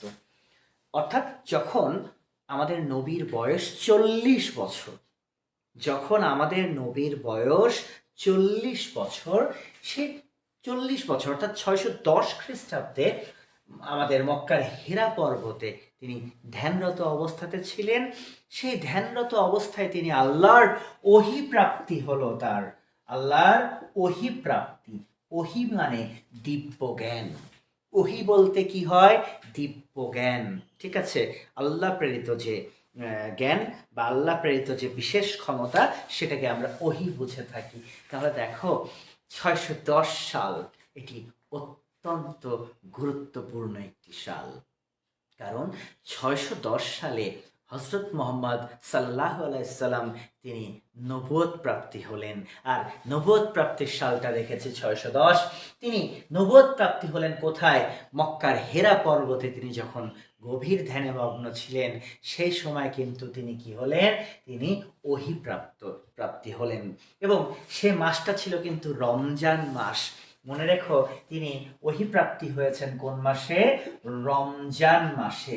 সুপ্রিয় শিক্ষার্থী বন্ধুরা মনে রেখো, ওহী প্রাপ্তি ঘটেছে কিন্তু রমজান মাসে, এবং আমাদের পবিত্র কোরআনও নাজিল হয়েছে কিন্তু এই রমজান মাসেই। তোমরা মনে রেখো যে আমাদের পবিত্র কোরআন নাজিল হয়েছে কিন্তু এই রমজান মাসে। তাহলে সুপ্রিয় শিক্ষার্থী বন্ধুরা, আমরা যে সবে কদর পালন করি, মাথায় রাখবো, আমরা যে সবে কদর পালন করে থাকি, আসলে এই সবে কদরেই কিন্তু পবিত্র কোরআন কি হয়েছিল? নাজিল হয়েছিল। সবে কদর মনে থাকবে, সবে কদর। তাহলে দেখো যে আল্লাহ ওহী প্রাপ্তি ঘটালেন কিন্তু আমাদের প্রিয় নবীকে, তিনি নবুয়ত প্রাপ্তি হলেন, অর্থাৎ তিনি ফিটেস্ট হলেন যে এখন তিনি কি করবেন? এখন তিনি ধর্ম, ইসলাম ধর্ম, শান্তির ধর্ম প্রচার করবেন। মনে রেখো, আল্লাহ সবসময় সবাইকে সবকিছু দেয় না। দেখো আমাদের নবী, প্রিয় নবী হজরত মোহাম্মদ, তিনিও কিন্তু ভাই বোন নবী না, ইনিও কিন্তু তপস্যা করেছেন, আল্লাহকে ডেকেছেন, ঠিক আছে, এবং একটা পর্যায়ে স্রষ্টা সন্তুষ্ট হয়ে কিন্তু তাকে নবুয়ত দিয়েছে। স্রষ্টা যখন উপযুক্ত মনে করেছে যে হ্যাঁ এখন তিনি ফিট, এখন তাকে এই চাপটা বা বোঝাটা কি করা যায়, চাপিয়ে দেওয়া যায়। ফলে আমাদের নবী নবুয়ত প্রাপ্তি ঘটেছে 610 খ্রিস্টাব্দে, তখন ওনার বয়স কিন্তু 40 বছর। এবং তিনি যে আল্লাহর ওহী প্রাপ্তি হয়েছেন, এই ওহী প্রাপ্তি হয়ে অনেকটা তিনি ভীত হয়ে পড়েছেন, তিনি অনেকটা সন্ত্রস্ত হয়ে পড়েছেন, এবং এই ভীতি সন্ত্রস্তের কথা তিনি দ্রুত গিয়ে বিবি খাদিজাকে বলেছেন। বিবি খাদিজাকে তিনি বলেছেন, এবং তিনি বিবি খাদিজাকে যখন এই ওহী প্রাপ্তির কথা বলেছেন, বিবি খাদিজা বিশ্বাস স্থাপন করেছেন। সুপ্রিয় শিক্ষার্থী বন্ধুরা, মনে রাখতে হবে মহিলাদের মধ্যে, স্ত্রী জাতির মধ্যে প্রথম ইসলাম ধর্ম গ্রহণ করেছেন কিন্তু বিবি খাদিজা। আমরা মনে রাখবো মহিলাদের মধ্যে, স্ত্রী জাতির মধ্যে প্রথম ইসলাম ধর্ম গ্রহণ করেছেন বিবি খাদিজা। কারণ আমাদের নবী নবুয়ত প্রাপ্তি হয়েছে, যখন ওহী প্রাপ্তি হয়েছে, তখন কিন্তু তিনি প্রথম বিবি খাদিজাকেই গিয়ে সে কথাটি খুলে বলেছেন। খাদিজা বিশ্বাস স্থাপন করেছেন এবং ইসলাম ধর্মে তিনি দীক্ষিত হয়েছেন। তাহলে মহিলাদের মধ্যে প্রথম ইসলাম ধর্মকে গ্রহণ করেছেন বিবি খাদিজা।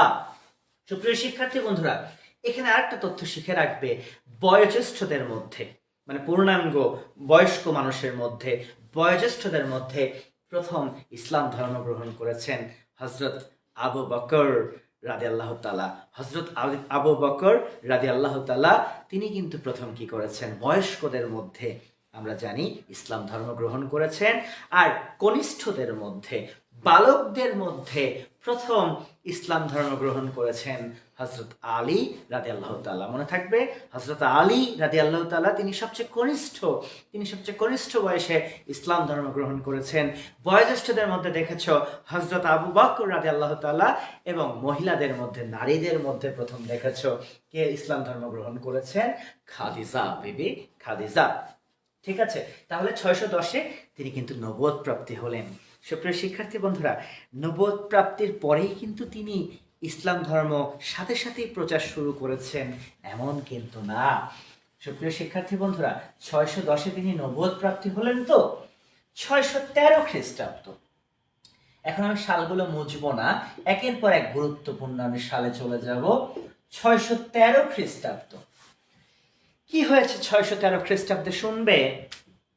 613 খ্রিস্টাব্দে তিনি আরাফাতের যে মিনা উপত্যকা, সে আরাফাতের মিনা উপত্যকায় তিনি কুরাইশদেরকে ডাকলেন, তিনি কুরাইশদেরকে সমবেত করলেন, একটা সম্মেলন ডাকলেন, এবং সেই সম্মেলনে আমাদের প্রিয় নবী হযরত মুহাম্মদ সাল্লাল্লাহু আলাইহি সাল্লাম তিনি বললেন, লা ইলাহা ইল্লাল্লাহু, লা ইলাহা ইল্লাল্লাহু, তার অর্থ আল্লাহ ব্যতীত দ্বিতীয় আর কোনো উপাসক নেই। তার মানে আল্লাহ অলমাইটি, আল্লাহ ওয়ানলি ওয়ান। ঠিক আছে, এটি কিন্তু আমাদের প্রিয় নবী মক্কার কুরাইশদেরকে বুঝালেন যে তোমরা পৌতলিকতাবাদ থেকে বেরিয়ে আসো, কারণ লা ইলাহা ইল্লাল্লাহু, অর্থাৎ আল্লাহ ব্যতীত দ্বিতীয় কোনো উপাসক নেই। সুপ্রিয় শিক্ষার্থী বন্ধুরা, মক্কার কুরাইশরা এটা ভালোভাবে নিতে পারলেন না। ওরা তো জঞ্জালের মধ্যে বড় হয়েছে, জাহিলিয়া যুগে ওরা বড় হয়েছে, ওদের মারামারি, হানাহানি, খুনাখুনি, নারীর প্রতি অসম্মান, সুদ ব্যবসা, মদ্যপান, এগুলোই ছিল ওদের কাজ। ওরা কি ভালো কথা শোনার লোক? ওরা ভালো কথা শোনার লোক নয়। বন্ধুরা, মক্কার কুরাইশরা ভীষণ ভাবে রাগান্বিত হলেন। কিন্তু রাগান্বিত হোক, অসুবিধা নাই, কিন্তু এই 613 খ্রিস্টাব্দ থেকেই কিন্তু আমাদের নবী ইসলাম ধর্ম, শান্তির ধর্ম প্রচার শুরু করলেন। তাহলে মূলত ইসলাম ধর্মের প্রচার শুরু হয়েছে কত খ্রিস্টাব্দ থেকে? আমরা বলতে পারি 613 খ্রিস্টাব্দ থেকে। বুঝতে পেরেছ? তিনি কুরাইশদের একটি সম্মেলন ডেকে সেখানেই কিন্তু ঘোষণা দিলেন আল্লাহ ব্যতীত দ্বিতীয় কোনো উপাসক কিন্তু নেই। তাহলে আমরা দেখতে পেয়েছি যে ইসলাম প্রচার কিন্তু শুরু হয়ে গেল 613 থেকে। কিন্তু ইসলাম প্রচার যখন শুরু করলেন হযরত মুহাম্মদ সাল্লাল্লাহু আলাইহি সাল্লাম, তখন তার উপরে মানে কি বলবো, অবর্ণনীয় নির্যাতন শুরু করে দিল এই মক্কার কুরাইশেরা। তোমরা জানো যে নবী যখন মক্কার পথে ঘুরেছেন, তাকে পাথর দিয়ে আঘাত করা হয়েছে, তাকে রক্তাক্ত করা হয়েছে, তার চিপ দিয়ে রক্ত বেয়ে পায়ের পাদুকা দিয়ে বেরিয়ে গিয়েছে, কিন্তু কখনো তিনি শত্রুর প্রতি ক্রুদ্ধ দৃষ্টি দেননি। কারণ জানো, বিচার করার মালিক আল্লাহ, বিচার করার মালিক তুমি আমি নয়। তাহলে দেখো যে এত নির্যাতন করেছে মক্কার কুরাইশরা, কিন্তু তিনি কিন্তু কখনো ক্রুদ্ধ দৃষ্টি দেননি মক্কার কুরাইশদের প্রতি। তিনি কি করেছেন? তিনি অবিচল থেকেছেন, শান্ত থেকেছেন, সবাইকে কাছে টেনেছেন, সবাইকে ইসলামের ছায়াতলে সঙ্গবদ্ধ করবার চেষ্টা করেছেন। সবার মধ্যে তিনি আলোর দিশারির স্বরূপ কাজ করেছেন, দিশারি হয়ে তিনি কি করেছেন? কাজ করেছেন। কিন্তু একটা সময় যখন অত্যাচার নির্যাতন এত বেড়ে গেল, তখন 619 খ্রিস্টাব্দে হজরত মোহাম্মদ সাল্লাল্লাহু আলাইহি সাল্লাম তিনি গমন করলেন একটি জায়গাতে। সে জায়গাটার নাম হচ্ছে তায়েব। তিনি কি কোথায় চলে গেলেন? তায়েবে চলে গেলেন, মক্কার অদূরে তায়েবে চলে গেলেন। এটাকে কিন্তু একটা হিজরত বলে, কারণ কুরাইশদের অত্যাচার নির্যাতনের একটা পর্যায়ে হযরত মুহাম্মদ সাল্লাল্লাহু আলাইহি সাল্লাম তিনি চলে গেলেন কোথায়? তায়েবে। এটাকেও কিন্তু কি বলা হয়? হিজরত কিন্তু বলা হয়।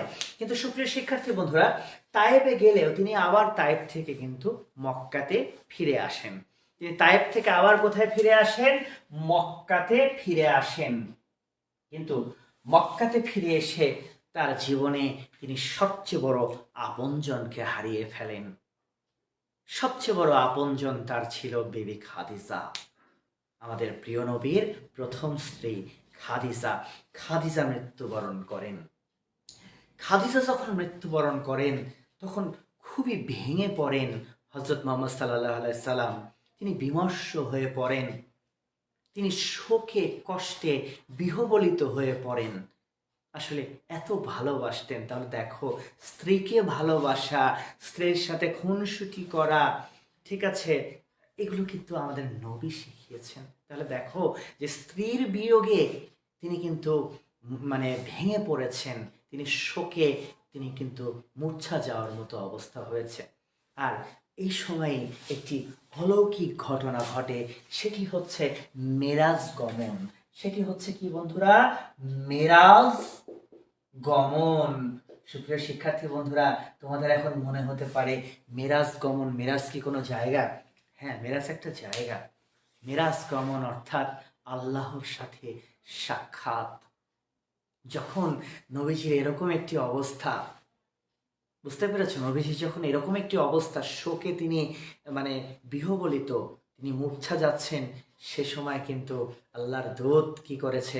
এই 7 আসমান ভেদ করে নবীজিকে কিন্তু মেরাজে অর্থাৎ আল্লাহর কাছে, আল্লাহর দরবারে নিয়ে গিয়েছে। সেখানে কিন্তু নবীজি আল্লাহর সাথে সাক্ষাৎ করেছেন।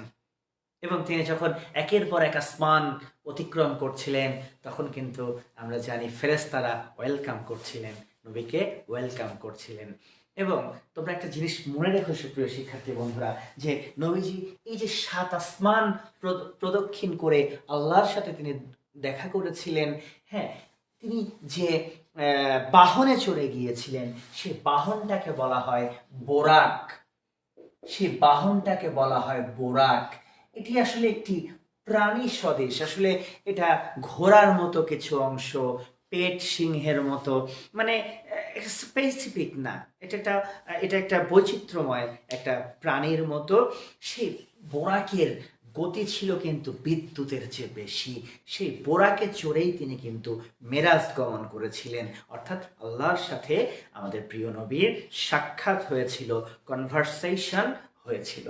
তাহলে আমরা লক্ষ্য করে দেখলাম সুপ্রিয় শিক্ষার্থী বন্ধুরা, 610-এ তিনি নবুয়ত প্রাপ্তি হয়েছেন, 613 থেকে তিনি ইসলাম ধর্ম প্রচার করতে শুরু করেছেন, 619 খ্রিস্টাব্দে তিনি তায়েব গমন করেছেন, 620 খ্রিস্টাব্দে তিনি মেরাজ গমন, অর্থাৎ আমি মাথায় রাখবো আল্লাহর সাথে তিনি কি করেছেন? সাক্ষাৎ করেছেন। এখন আমরা যে জায়গাতে চলে যাব সুপ্রিয় শিক্ষার্থী বন্ধুরা, সেটা হচ্ছে আকাবার শপথ। এখন আমরা যে জায়গাতে চলে যাব সে জায়গাটা হচ্ছে আকাবার শপথ। আকাবার শপথটা আসলে কি? দেখো বন্ধুরা, আকাবার শপথটা হচ্ছে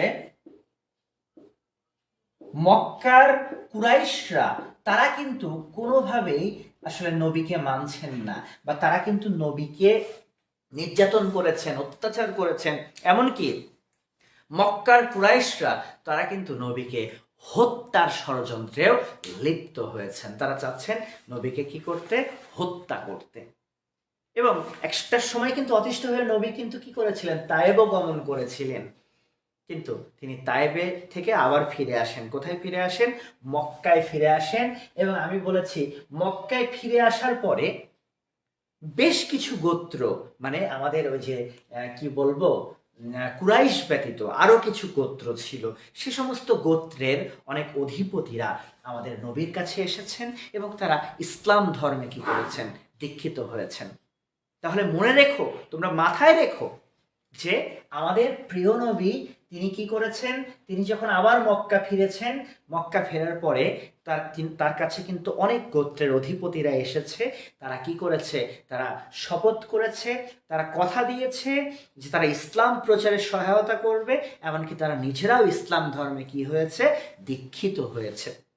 এবং এই আকাবার শপথের সময় মদিনা, ঠিক আছে,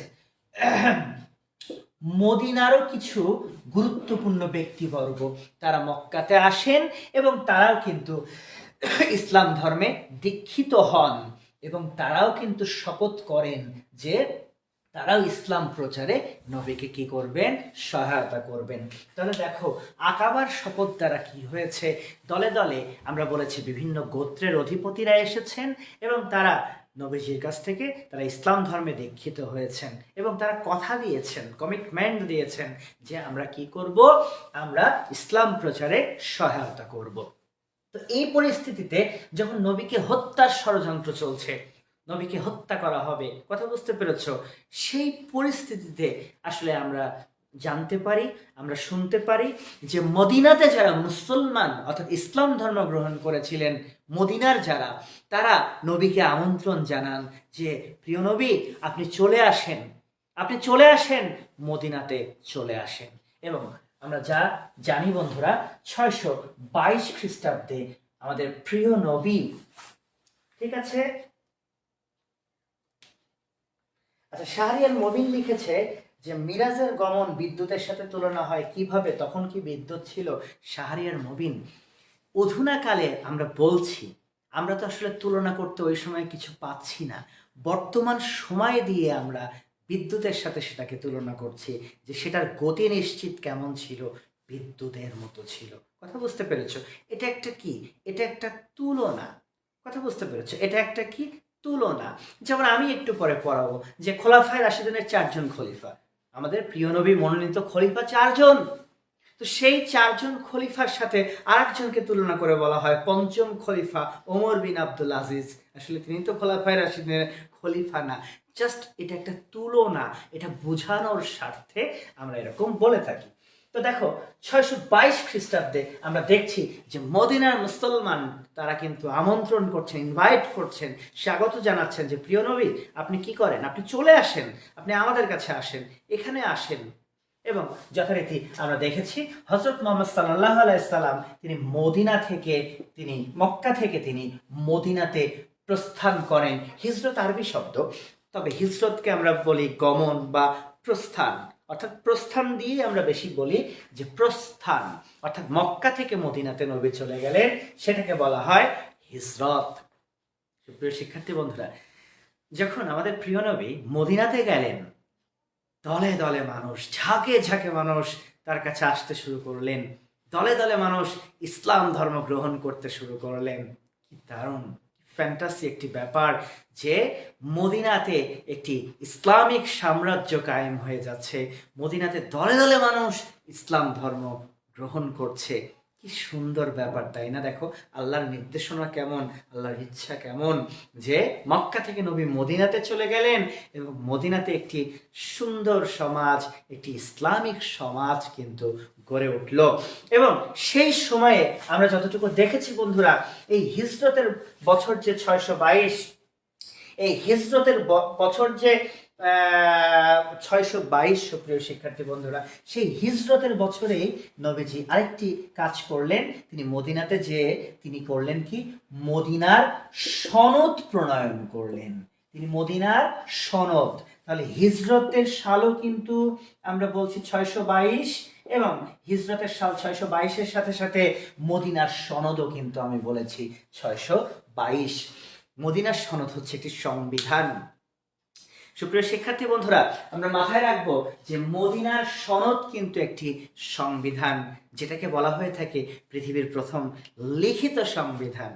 তাহলে দেখো, আজকে তোমরা লিখিত সংবিধান দেখছো পৃথিবীতে, আমি ক্লাসে আজকে পড়িয়েছি হিলফুল ফুজল, শান্তি সংগঠন। তাহলে দেখো, এই তত্ত্বগুলো, ধারণাগুলো বর্তমান সমাজে কে এনে দিয়েছেন? আমাদের প্রিয় নবী এনে দিয়েছেন, তাই না?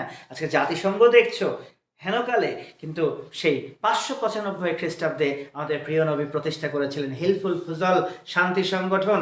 তোমরা আজকে লিখিত সংবিধান, অলিখিত সংবিধান, সংবিধান নিয়ে তোমরা এত কথা বলছো। বন্ধুরা, পৃথিবীর প্রথম লিখিত সংবিধান এই মদিনার সনদ, যেটি প্রণয়ন করেছেন আমাদের প্রিয় নবী। এই মদিনার সনদে ধারা ছিল বন্ধুরা 47টি। মনে রেখো, পরীক্ষায় আসতে পারে মদিনার সনদের ধারা কতটি ছিল? 47টি। জানো কত চমৎকার ছিল মদিনার সনদ? শোনো বন্ধুরা, মদিনার সনদ এমন সনদ ছিল যেখানে নবী বলেছিলেন, খ্রিস্টান, ইহুদি, পৌতলিকতাবাদে যারা বিশ্বাসী এবং যারা মুসলিম, সবাই সমভাবে বসবাস করবে মদিনাতে। কারোর সাথে কারো কি থাকবে না, দ্বন্দ্ব সংঘাত থাকবে না, সবার ধর্মীয় স্বাধীনতা থাকবে। নাজিন করো, ভাবো তুমি যে নবীজি যে তিনি যে মদিনার সনদ প্রণয়ন করেছিলেন 622-এ, যে লিখিত সংবিধান তৈরি করেছিলেন, সেখানে তিনি কিন্তু কি বলেছেন? তিনি একটি পূর্ণাঙ্গ সমাজের কথা বলেছেন, যেখানে সব ধর্মের মানুষের সহ অবস্থানের কথা তিনি বলেছেন, যেখানে তিনি কাউকে ছোট করে বড় করে দেখেননি, সবাইকে তিনি, এই যে তুমি সাম্যবাদের কথা বলো বন্ধুরা, এই সাম্যবাদ তো পৃথিবীতে এনে দিয়েছেন হযরত মুহাম্মদ সাল্লাল্লাহু আলাইহি সাল্লাম। তার আগে কোনো সাম্যবাদ ছিল না। তিনি সবাইকে এক কাতারে এনেছেন, তিনি সব ধর্মের মানুষকে সমান গুরুত্ব দিয়েছেন, এবং মদিনার সনদে তিনি বলেছেন সবার ধর্মীয় কি থাকবে? স্বাধীনতা থাকবে। নবীজি এটা বলেছেন। কিন্তু তোমরা জানো, আমরা সবাই বলি যে নিজ ধর্ম পালন করো, কিন্তু অন্য কেউ যদি তার ধর্ম পালন করে তাকে বাধা দিও না। তিনি কিন্তু বাধা দিতে বলেননি। কথা বুঝতে পেরেছো? তো সুপ্রিয় শিক্ষার্থী বন্ধুরা, ফিরে আসো। তাহলে মদিনার সনদ প্রণয়ন হয়েছে 622 খ্রিস্টাব্দে। যে মদিনার সনদের ধারা ছিল কতটি? আমরা বলেছি 47টি, এবং আমরা বলেছি এটি কিন্তু পৃথিবীর লিখিত প্রথম সংবিধান। মদিনার সনদ প্রণয়ন হয়ে গেল, এবং এর সনদ অনুযায়ী মদিনার সুপ্রিম পাওয়ার, সর্বোচ্চ ক্ষমতা চলে গেল আমাদের প্রিয় নবী হযরত মুহাম্মদ সাল্লাল্লাহু আলাইহি সাল্লামের হাতে। এবং তিনি শুধু সর্বোচ্চ ক্ষমতার অধিকারী হলেন না, তিনি হলেন প্রধান বিচারপতিও, অর্থাৎ প্রধান বিচারক। তিনি কি করবেন? যত অন্যায় হবে, জুলুম হবে, অন্যায় হবে, সেই অন্যায়ের তিনি বিচার করবেন। প্রধান বিচারক তিনি হলেন।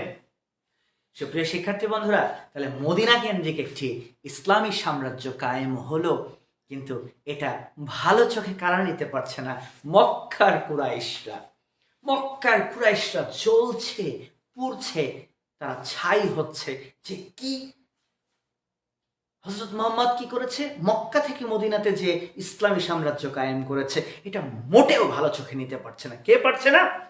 এটা নিতে পারছে না মক্কার কুরাইশরা। এবং একটা পর্যায়ে সুপ্রিয় শিক্ষার্থী বন্ধুরা, মক্কার কুরাইশরা তারা সিদ্ধান্তই নিয়ে বসলেন, তারা কি করবেন? তারা আক্রমণ করবেন মদিনা। যে কথা সেই কাজ।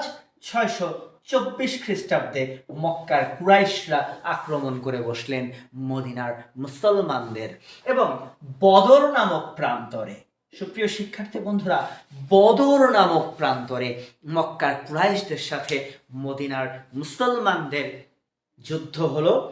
যেটি বদরের যুদ্ধ, কারণ বদর নামক প্রান্তরে যুদ্ধ হয়েছিল। এবং মনে রেখো, ইসলামের ইতিহাসে প্রথম কোন যুদ্ধ, সুপ্রিয় শিক্ষার্থী বন্ধুরা তোমরা মনে রেখো, ইসলামের ইতিহাসে প্রথম কোন যুদ্ধ হচ্ছে বদরের যুদ্ধ। যে বদরের যুদ্ধটি হয়েছিল 624 খ্রিস্টাব্দে, এবং এ যুদ্ধে আমাদের প্রিয় নবী হযরত মুহাম্মদ সাল্লাল্লাহু আলাইহি সাল্লামের নেতৃত্বে মুসলমানেরা কি করেছিল? জয়লাভ করেছিল। তোমাদেরকে আর একটা কথা আমি একটু বলি, না বললে ভালো লাগবে না। সেটা হচ্ছে, আমাদের প্রিয় নবী যখন হিজরত করেছিলেন, মক্কা থেকে তিনি যখন মদিনাতে গিয়েছিলেন, জানো, ওনাকে হিজরত করতে সহায়তা করেছিলেন হযরত ওমর রাদিয়াল্লাহু তাআলা। কথা বুঝতে পেরেছো? হযরত ওমর, যে হযরত ওমর এক সময় নবীর বিরোধিতা করেছেন, যে হযরত ওমর এক সময় হাতে তরবারি নিয়ে ঘুরেছেন যে আমাদের নবীর শিরচ্ছেদ করবেন। একদিন বোনের বাসায় গিয়েছেন হযরত ওমর, দেখেন বোন ভগ্নিপতি ইসলাম ধর্ম গ্রহণ করেছে, পবিত্র কুরআন তেলাওয়াত করছে, খুব প্রহার করে হযরত ওমর তিনি তার বোন ভগ্নিপতিকে, কিন্তু তারপরেও তারা সরে না, তারা অবিচল চিত্তে তারা পবিত্র কোরআন তেলাওয়াত করতে থাকে। তখন ভাবোদয় হয় হযরত ওমরের মধ্যে যে তার মানে এখানে কিছু আছে, এবং এই যে ভাবোদয় হয়, সেই ভাবোদয় থেকে হযরত ওমর তরবারি হাতে উপস্থিত হন আমাদের প্রিয় নবীর কাছে। তিনি সেই তরবারি নবীর পায়ে সমর্পণ করেন, বলেন যে হুজুর, এই তরবারি আপনাকে বা মুসলিমদের নিধনের জন্য আমি ব্যবহার করতাম, কিন্তু আজ থেকে এই তরবারি ব্যবহার হবে ইসলাম রক্ষায়। তাহলে দেখো যে হযরত ওমর রাদিয়াল্লাহু তাআলা যিনি বিরোধিতা করতেন আমাদের প্রিয় নবীকে তিনি হত্যা করতে চেয়েছেন, কিন্তু আসলে ইসলামের সৌন্দর্য যে ফ্যান্টাসি, তাতে মুগ্ধ হয়ে তিনিও কিন্তু ইসলাম ধর্ম কি করেন? গ্রহণ করেন। আর সেই হযরত ওমরই কিন্তু সহায়তা করেছিলেন নবীকে হিজরত করতে। সুপ্রিয় শিক্ষার্থী বন্ধুরা, তাহলে লক্ষ্য করে দেখো, ইসলামের ইতিহাসে প্রথম যুদ্ধ হয়েছে বদরের যুদ্ধ 624-এ মক্কার কুরাইশদের সাথে মদিনার মুসলমানদের, এবং সে যুদ্ধে জয়ী হয়েছে আমাদের প্রিয় নবীর নেতৃত্বে মুসলমানেরা। সুপ্রিয় শিক্ষার্থী বন্ধুরা, যখন মক্কার কুরাইশরা পরাজিত হয়েছে বদরের যুদ্ধে, তখন কুরাইশদের স্ত্রীরা বলেছে যুদ্ধে হেরে যাওয়ার পরে যে শোনো, তোমাদের সাথে এক বিছানাতে আর শুবো না। কেন? কারণ তোমরা হেরেছো মুসলমানদের কাছে, যতদিন না তোমরা মুসলমানদের পরাজিত করতে না পারছো ততদিন তোমাদের সাথে বেড শেয়ার করবো না, এক বিছানাতে শুবো না। এবার তো মাথা গরম, পুরুষদের মাথা গরম মক্কার কুরাইশদের। সুপ্রিয় শিক্ষার্থী বন্ধুরা, এই মাথা গরম থেকে 625 খ্রিস্টাব্দে করলাম কেন? ও মনে পড়েছে কেন করেছি, উহুদ। উহুদ উহুদ তোমরা মনে রেখো, 625 খ্রিস্টাব্দে মক্কার কুরাইশদের সাথে মদিনার মুসলমানদের আবারও যুদ্ধ বেঁধে যায়, যে যুদ্ধকে বলা হয় উহুদের যুদ্ধ।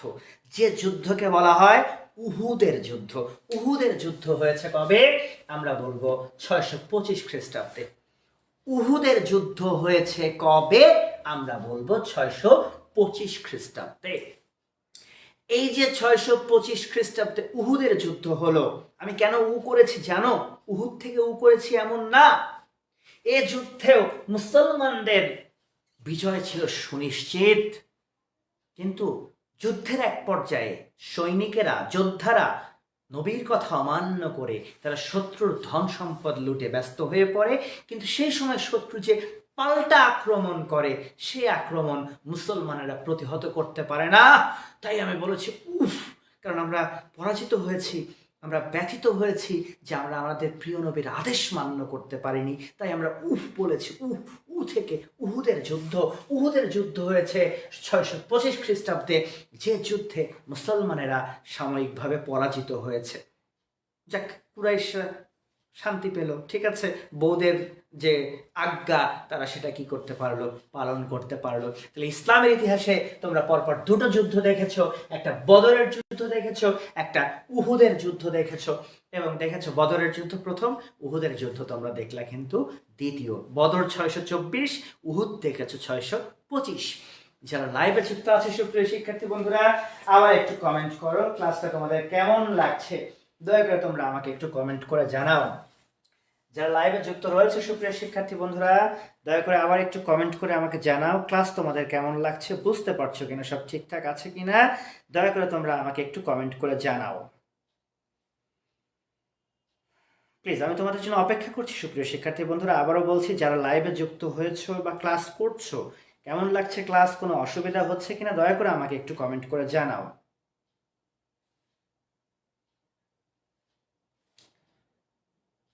অসংখ্য ধন্যবাদ রিয়াদ হোসেনকে, প্রিয় শিক্ষার্থী রিয়াদ বারে বারে প্রথম কমেন্ট করছে, খুব ভালো লাগছে। আবারও বলছি সুপ্রিয় শিক্ষার্থী বন্ধুরা, যারা লাইভে রয়েছো ক্লাসটা কেমন লাগছে, বুঝতে পারছো কিনা, প্লিজ তোমরা আমাকে একটু কমেন্ট করে জানাবে। যারা লাইভে যুক্ত রয়েছে ক্লাসটি কেমন লাগছে প্লিজ একটু কমেন্ট করো। ধন্যবাদ শাহরিয়ার মবিনকে, কৃতজ্ঞতা শাহরিয়ার মবিন। ধন্যবাদ জারিন তাজমিনকে, কৃতজ্ঞতা জারিন তাজমিন, ধন্যবাদ বন্ধু। ধন্যবাদ সঞ্জয় বর্মন জয়, কৃতজ্ঞতা তোমার প্রতি। ওকে ফাইন, চলো এখন আমরা যে জায়গাতে চলে যেতে চাই, তাহলে আমরা ইসলামের ইতিহাসে কিন্তু এখন পর্যন্ত যুদ্ধ দেখলাম, মক্কার কুরাইশদের সাথে মদিনার মুসলমানদের দুটো। এবার আমরা 627-এ চলে যাই, আবার যুদ্ধ বাঁধলো। এবার হলো খন্দকের যুদ্ধ। এবার হলো কি যুদ্ধ, আমরা বলবো খন্দকের যুদ্ধ। খন্দক নামক প্রান্তরে যুদ্ধটা হয়েছিল, এটা মক্কার কুরাইশদের সাথে মদিনার মুসলমানদের। এই যুদ্ধে মুসলমানেরা জয়লাভ করে। প্রিয় নবী হযরত মুহাম্মদ সাল্লাল্লাহু আলাইহি সাল্লামের নেতৃত্বে মুসলমানেরা কি করে, জয়লাভ করে। তাহলে তোমরা 624-এ বদর দেখেছো, 625-এ উহুদ দেখেছো, 627-এ তোমরা দেখলা খন্দকের যুদ্ধ। সুপ্রিয় শিক্ষার্থী বন্ধুরা, এই খন্দকের যুদ্ধ পরবর্তী সময়ে একটি যুগান্তকারী ঘটনা ঘটে। সেই যুগান্তকারী ঘটনাটা ঘটে 628 খ্রিস্টাব্দে। এটা কোনো যুদ্ধ নয়, এটা একটা সন্ধি হয়। এটা একটা কি হয়, এটা একটা সন্ধি হয়, যে সন্ধির নাম হচ্ছে হুদায়বিয়া। হুদায়বিয়ার সন্ধি। তাহলে দেখো, এখানে আমি একটু স্টার করে রাখলাম, এটা কোনো যুদ্ধ নয়, আমি বলেছি এটি হচ্ছে হুদায়বিয়ার সন্ধি। কি সন্ধি সুপ্রিয় শিক্ষার্থী বন্ধুরা, আমরা বলছি এটি হুদায়বিয়ার সন্ধি। এই হুদায়বিয়ার সন্ধি হয়েছিল মক্কার কুরাইশদের সাথে মদিনার মুসলমানদের। মক্কার কুরাইশদের সাথে আমরা বলেছি মদিনার মুসলমানদের হুদায়বিয়ার কি হয়েছিল, সন্ধি হয়েছিল। এবং এর সন্ধি অনুযায়ী আসলে মদিনার মুসলমানেরা বলেছিল যে আমরা এবছর না, সামনের বছর পবিত্র হজ ব্রত পালন করতে যাব। মুসলমানেরা মদিনাতে 3 দিন থাকতে পারবে, আর সেই 3 দিন কুরাইশরা মদিনাতে থাকবে না, তারা অন্যত্র চলে যাবে। মদিনার মুসলমানেরা একটা তলোয়ার সাথে নিয়ে যেতে পারবে নিজের আত্মরক্ষার্থে, এবং এই চুক্তিটা 10 বছর কার্যকর থাকবে। এই 10 বছর কেউ কাউকে আক্রমণ করবে না, কারোর সাথে কোনো সংঘাত হবে না। বাহ, খুবই ভালো। তাহলে লক্ষ্য করে দেখো বন্ধুরা, যে 628-এ মদিনার মুসলমানদের সাথে মক্কার কুরাইশদের একটা শান্তি চুক্তি হলো, হুদায়বিয়ার সন্ধি হলো, সেটারও নেতৃত্ব দিয়েছেন আমাদের প্রিয় নবী। কিন্তু দুঃখজনক হলেও সুপ্রিয় শিক্ষার্থী বন্ধুরা সত্য, সেটি হচ্ছে এই যে দুষ্ট মক্কার কুরাইশরা, তারা সন্ধি করেছে ঠিক আছে, কিন্তু তারা হুদায়বিয়ার সন্ধির যে শর্ত সেগুলো তারা মানছিল না। হুদায়বিয়ার সন্ধির শর্তগুলো তারা কি করছিল না, তারা মানছিল না। যখন তারা হুদায়বিয়ার সন্ধির শর্তগুলো মানছিল না বন্ধুরা, তখন কি হলো আমরা দেখেছি 630 খ্রিস্টাব্দে মদিনার মুসলমানেরা আবার আক্রমণ করে মক্কার কুরাইশদের, এবং 630 খ্রিস্টাব্দে সুপ্রিয় শিক্ষার্থী বন্ধুরা মুসলমানেরা মক্কা জয় করে নেয়। ওয়াও, তার মানে কুরাইশদের দম্ভ কি হয়, চূর্ণ হয়, মুসলমানেরা মক্কা জয় করে 600 কত খ্রিস্টাব্দে, 30 খ্রিস্টাব্দে। এবং এই মক্কা জয়ের মধ্য দিয়ে ইসলাম প্রসারের পথ, প্রচারের পথ আরো কিন্তু কি হয়, দ্বার খুলে যায়। কথা বুঝতে পেরেছ? ফলে মক্কা মদিনা কেন্দ্রিক একটি বিশাল ইসলামিক সাম্রাজ্য কি হয়, প্রতিষ্ঠা হয়। এবং তোমরা একটা তথ্য মনে রেখো, যে নবীজি যে হিজরত করেছিলেন, মদিনাতে গিয়েছিলেন, সে মদিনার পূর্ব নামটা কিন্তু একটু মনে রেখো, ইয়াসরিব। ইয়াসরিব, এটি বিভিন্ন সময় পরীক্ষাতে এসেছে যে মদিনার পূর্ব নামটা কি, ইয়াসরিব।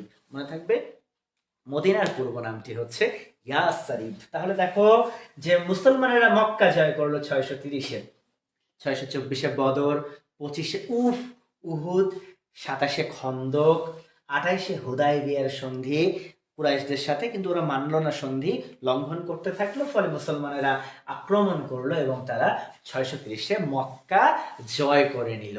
আর এই মক্কা জয় কিন্তু একটি যুগান্তকারী ঘটনা, কারণ এই জয়ের মধ্য দিয়ে ইসলামের প্রসারের রাস্তা কিন্তু আরো সুদূর প্রসারী হয়ে গেল। সুপ্রিয় শিক্ষার্থী বন্ধুরা, এবার বিদায়ের পালা, বিদায়ের লগ্নে চলে আসতেছি। 632 খ্রিস্টাব্দে আরাফাতের মিনা উপত্যকায় সমবেত হলেন লাখো লাখো মুসলিম, এবং সেখানে পবিত্র হজ ব্রত পালন শেষে বিদায় হজের ভাষণ দিলেন আমাদের প্রিয় নবী হযরত মুহাম্মদ সাল্লাল্লাহু আলাইহি সাল্লাম। এটি ছিল তার জীবনের শেষ ভাষণ। তাহলে বিদায় হজের ভাষণ তিনি দিলেন কবে? 632 খ্রিস্টাব্দে। কোথায় দিলেন? আরাফাতের মিনা উপত্যকায় দিলেন। আরাফাতের মিনা উপত্যকায় তিনি দিলেন বিদায় হজের ভাষণ। এবং এই বিদায় হজের ভাষণ পরবর্তী আসলে তিনি কিন্তু আবার ফিরে গেলেন মদিনাতে এবং অসুস্থ হয়ে পড়লেন, এবং প্রিয় নবী ওফাত গমন করলেন ঠিক 632 খ্রিস্টাব্দে। তাহলে বিদায় হজের ভাষণও 632 এবং ওনার মৃত্যু 632। সেম টু সেম 12ই রবিউল আওয়াল, সেদিনটিও ছিল সোমবার। তার মানে জন্ম ওনার সোমবারে, মৃত্যু ওনার সোমবারে। সুপ্রিয় শিক্ষার্থী বন্ধুরা, চলে গেলেন আমাদের প্রিয় নবী, কিন্তু রেখে গেলেন তার উম্মতদের, এবং তিনি কিন্তু শান্তির একটি বার্তা দিয়ে গেলেন, মানুষকে সুপথ দেখিয়ে গেলেন। জানো, বিদায় হজের ভাষণে তিনি একটি গুরুত্বপূর্ণ কথা বলেছিলেন। তিনি বলেছিলেন, আমি চলে যাচ্ছি, আমি বিদায় নিচ্ছি, কিন্তু আমি তোমাদের জন্য গুরুত্বপূর্ণ দুটো জিনিস রেখে যাচ্ছি। একটি হচ্ছে কুরআন, অপরটি সুন্নাহ। একটি হচ্ছে কুরআন, নবী বলেছেন আমি চলে যাচ্ছি, কিন্তু আমি তোমাদের জন্য দুটো জিনিস রেখে যাচ্ছি। একটি হচ্ছে কুরআন, অপরটি হচ্ছে সুন্নাহ। অর্থাৎ নবীজি যেগুলো পালন করতেন, তার যে জীবন প্রণালী, সেগুলোকে সুন্নাহ বলা হচ্ছে। আর কুরআন তো আমাদের সার্বিক একটি দিক নির্দেশনা দিয়ে থাকে কিন্তু, তাই না? তাহলে নবী চলে গেলেন, কিন্তু আমাদেরকে দিয়ে গেলেন কুরআন, আমাদেরকে দিয়ে গেলেন সুন্নাহ। সুপ্রিয় শিক্ষার্থী বন্ধুরা, নবীজি যখন মারা গেলেন 632 খ্রিস্টাব্দে ওফাত গমন করলেন, মৃত্যুর সময় কিন্তু ওনার বয়স হয়েছিল প্রায় 62-63 কাছে আর কি, ঠিক আছে? 62-63 কাছে ওনার কি হয়েছিল? বয়স হয়েছিল। তাহলে দেখো, একটি মানুষ কতটা সংগ্রাম করেছেন, কতটা স্ট্রাগল করেছেন, তাই কি না? কতটা কষ্ট করে তিনি কি করেছেন? সামনে এগিয়েছেন। তিনি তার প্রিয়জনদেরকে খুব ছোট বয়সে হারিয়েছেন, কিন্তু দেখো, তিনি প্রে করেছেন স্রষ্টার কাছে, আল্লাহর কাছে, এবং আল্লাহর কাছ থেকে তিনি নবুয়ত প্রাপ্তি হয়েছেন। তিনি শান্তির ধর্ম প্রতিষ্ঠা করেছেন, মানুষকে সুপথ দেখিয়েছেন। এখন আসলে আমরা সে সুপথে চলবো কিনা সেটা আমাদের ব্যাপার। জানো, উনি যখন বিদায় হজের ভাষণ দিয়েছিলেন, সেই ভাষণে তিনি একটি কথা বলেছিলেন যে নিজে যা খাবে, তোমার বাড়িতে যে কাজ করে তাকেও সেটা খাওয়াবে। তুমি যা পড়বে অন্যকেও সেটা কি করবে? পড়াবে। এবং অন্যের ধর্মকে কখনো কি করো না? ছোট করো না। কথা বুঝতে পেরেছো? তাহলে দেখো, মহামানবের কথা। এমনি সবাইকে সমান। আমি তোমাদেরকে আজকে মদিনার সনদ পড়ালাম, 47টা ধারা বলেছি। সেই সনদেও কিন্তু তিনি সব জাতি বর্ণের মানুষের সমান গুরুত্বের কথা, সহ অবস্থানের কথা তিনি কিন্তু বলেছেন। তিনি মহামানব, তিনি এই জাহানের মানুষের মুক্তির পথপ্রদর্শক। সুপ্রিয় শিক্ষার্থী বন্ধুরা, তিনি ওফাত গমন করলেন, তিনি মারা গেলেন, কিন্তু তিনি মারা যাওয়ার পরে এই যে বিশাল যে ইসলামিক যে সাম্রাজ্য, তার মৃত্যুর পরে এই যে বিশাল ইসলামিক যে সাম্রাজ্য, সেই সাম্রাজ্যে তিনি মৃত্যুর পূর্বেই 4 জন খলিফা কি করেছিলেন? মনোনীত করে গিয়েছিলেন, যাদের শাসনকে বলে খোলাফায়ে রাশিদিনের শাসনামল। খোলাফায়ে রাশিদিনের শাসনামল অর্থাৎ নবীর মনোনীত 4 জন খলিফা, তাদের শাসনামলটাই মূলত খেলাফত। আমরা জানি সবচেয়ে প্রথম, অর্থাৎ নবীর মৃত্যুর পরে প্রথম যিনি এই ইসলামী সাম্রাজ্যের ক্ষমতায় বা শাসন ক্ষমতায় অধিষ্ঠিত হয়েছিলেন তিনি ছিলেন হজরত আবু বকর। হজরত আবু বকর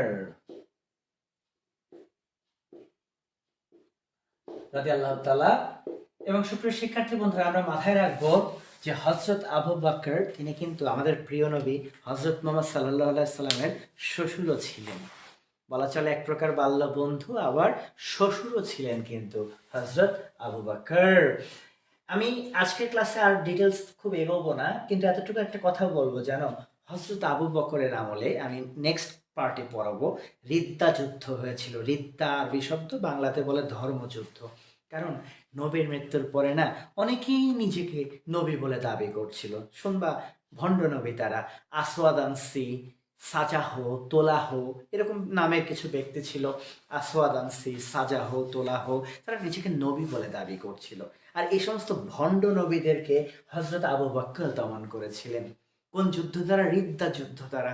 এই জন্য হজরত আবু বকরকে বলা হয় কিন্তু ইসলামের ত্রাণকর্তা। কারণ নবীজির ওফাত গমনের পরে যে ইসলাম যে একটা সমস্যার সম্মুখীন হয় ভণ্ড নবীদের দ্বারা, সে সময় ভণ্ড নবীদের দমন করেছিলেন হজরত আবু বকর। বুঝতে পেরেছো? এই জন্য তাকে ইসলামের ত্রাণকর্তা বলা হয়। হজরত আবু বকর শাসন করেছেন, আমি বলবো তোমাদের 632 খ্রিস্টাব্দ থেকে 634 খ্রিস্টাব্দ পর্যন্ত। এবং তোমরা তো আজকে শিখেছো যে বয়োজ্যেষ্ঠদের মধ্যে কিন্তু প্রথম ইসলাম ধর্ম গ্রহণ করেছিলেন হজরত আবু বকর, যিনি কিনা আমি বলেছি আমাদের প্রিয় নবীর শ্বশুর। সেকেন্ড আমি যার নাম বলবো তিনি হচ্ছেন হজরত ওমর। হজরত ওমর রাদিয়াল্লাহু তাআলা, তিনি কিন্তু আমাদের ইসলামী জাহানের দ্বিতীয় শাসক ছিলেন। তিনি মূলত শাসন করেছেন 634 থেকে 644 খ্রিস্টাব্দ পর্যন্ত। শাসক হিসেবে অনেক কৃতিত্ব ওনার আছে, অনেক কৃতিত্ব, আমি নেক্সট ক্লাসে পড়াবো। তারপরে আমি চলে যাচ্ছি তৃতীয় ছিলেন হজরত উসমান। ঠিক আছে, হজরত উসমান। এবং হজরত উসমান রাদিয়াল্লাহু সাল্লাম যিনি কোরআন সংকলন করেছিলেন, তাই তো ওনাকে আরবিতে বলে জামিউল কোরআন আরবি শব্দ, বাংলাতে বলে কোরআন সংকলনকারী। নেক্সট ক্লাসে সেটা দেখবো। তিনি 644 থেকে বন্ধুরা তিনি 600, আমরা যতটুকু জানি 56 খ্রিস্টাব্দ পর্যন্ত তিনি শাসন করেছিলেন। এবং চতুর্থ ছিলেন, এখানে তোমাদেরকে আরেকটা তথ্য দিয়ে রাখি বন্ধুরা, আমাদের প্রিয় নবীর শ্বশুর যেমন হজরত আবু বকর রাদিয়াল্লাহু তাআলা, তেমনি হজরত ওমরও কিন্তু আমাদের প্রিয় নবীর শ্বশুর ছিলেন। ঠিক আছে, হজরত ওমরও কিন্তু আমাদের প্রিয় নবীর শ্বশুর ছিলেন, কারণ ওমরের মেয়েকেও বিয়ে করেছিলেন আমাদের প্রিয় নবী। তারপরে 4 নম্বরে আমি যার নামটা তোমাদেরকে বলতে চাই, তিনি ছিলেন হজরত আলী রাদিয়াল্লাহু তাআলা। তিনি ছিলেন কিন্তু ইসলামের চতুর্থ এবং সর্বশেষ খলিফা। তিনি 656 থেকে আমি বলবো 661 খ্রিস্টাব্দ পর্যন্ত তিনি কি করেছেন? শাসন করেছেন। 656 থেকে, ঠিক আছে, 656 থেকে 661 খ্রিস্টাব্দ পর্যন্ত তিনি কি করেছেন? শাসন করেছেন। তাহলে সুপ্রিয় শিক্ষার্থী বন্ধুরা দেখো, 632 থেকে 661 মানে প্রায় 31 বছরের মতো সময়, তাই তো হচ্ছে প্রায় 31 বছরের মতো সময়। ঠিক আছে, এই যে 31 বছরের মতো সময়, এই 31 বছরের মতো সময় কিন্তু আমরা দেখতে পেয়েছি সুপ্রিয় শিক্ষার্থী বন্ধুরা কারা শাসন করেছে। এই যে 4 জন খলিফা, যাদেরকে কিনা বলা হয় খোলাফায়ে রাশিদিনের খলিফা, যারা নবী মনোনীত শাসক ছিলেন। এই 4 জন শাসকেরই অনেক গুরুত্বপূর্ণ কর্ম রয়েছে, যেগুলো আমরা পরবর্তী ক্লাসে আলোচনা করব। আর হযরত আলীকে নিয়ে তোমাদেরকে আরেকটা তথ্য দেই, হযরত আলী কিন্তু নবীর জামাতা। বুঝতে পেরেছো? নবীর জামাতা, মেয়ের জামাই কিন্তু হযরত আলী, যিনি কনিষ্ঠ বয়সে কি করেছিলেন? ইসলাম ধর্ম গ্রহণ করেছিলেন। তাহলে সুপ্রিয় শিক্ষার্থী বন্ধুরা, আমরা আজকের ক্লাস এই পর্যন্ত আমরা সমাপ্ত করব। এবং এই পর্যন্ত সমাপ্ত করে আমরা তোমাদের যদি ক্লাসটা ভালো লাগে বা তোমরা যদি আমাকে জানাও যে হ্যাঁ ক্লাস তোমাদের ভালো লেগেছে সুপ্রিয় শিক্ষার্থী বন্ধুরা, তাহলে আমি অবশ্যই তোমাদেরকে দ্বিতীয় পার্ট আমি তোমাদেরকে দিব। এবং আমি তোমাদেরকে কথা দিয়েছি যে তোমাদের যদি ক্লাস ভালো লাগে তাহলে আমি একদম আধুনিক যুগ পর্যন্ত ইসলামের ইতিহাস তোমাদেরকে পড়াবো। তাহলে আমরা আজকে নবীজির ওফাত গমনের পরে খোলাফায়ে রাশিদিনের খলিফার শাসন শুরু হচ্ছে। আমি জাস্ট বললাম যে একের পর এক এভাবে এসেছে, কিন্তু আমি বিস্তারিত বলিনি। যদি তোমরা বলো নেক্সট ক্লাস নিতে, তাহলে পরবর্তী ক্লাসে আমি এখান থেকে শুরু করে 1258 পর্যন্ত, অর্থাৎ হালাকু খান বাগদাদ আক্রমণ করেছিল সে পর্যন্ত যাব। তারপরে যদি তোমরা চাও তাহলে আমি 1258 থেকে একদম 2025 পর্যন্ত ইসলামের ইতিহাস তোমাদেরকে জানাবো। কথা বুঝতে পেরেছো? সুদূর প্রসারী ইসলামের ইতিহাস রয়েছে, ব্যাপক বিস্তার রয়েছে। তো ভালো থেকো তোমরা। ক্লাসটা কেমন লেগেছে অবশ্যই সুপ্রিয় শিক্ষার্থী বন্ধুরা আমাকে কমেন্ট করে জানিও। এবং আমার কোনো কথাতে যদি তোমরা ব্যথা পেয়ে থাকো অবশ্যই সেটা ক্ষমা সুন্দর দৃষ্টিতে দেখবা। কথা বুঝতে পেরেছো? কারণ আমি মানুষ, আমারও কোনো ভুল ভ্রান্তি হতে পারে, ঠিক আছে? সেটা আমি তো ভুলের ঊর্ধ্বে নই। তো ভালো থেকো তোমরা, সুস্থ থেকো, মঙ্গল মতো থেকো। আল্লাহ হাফেজ।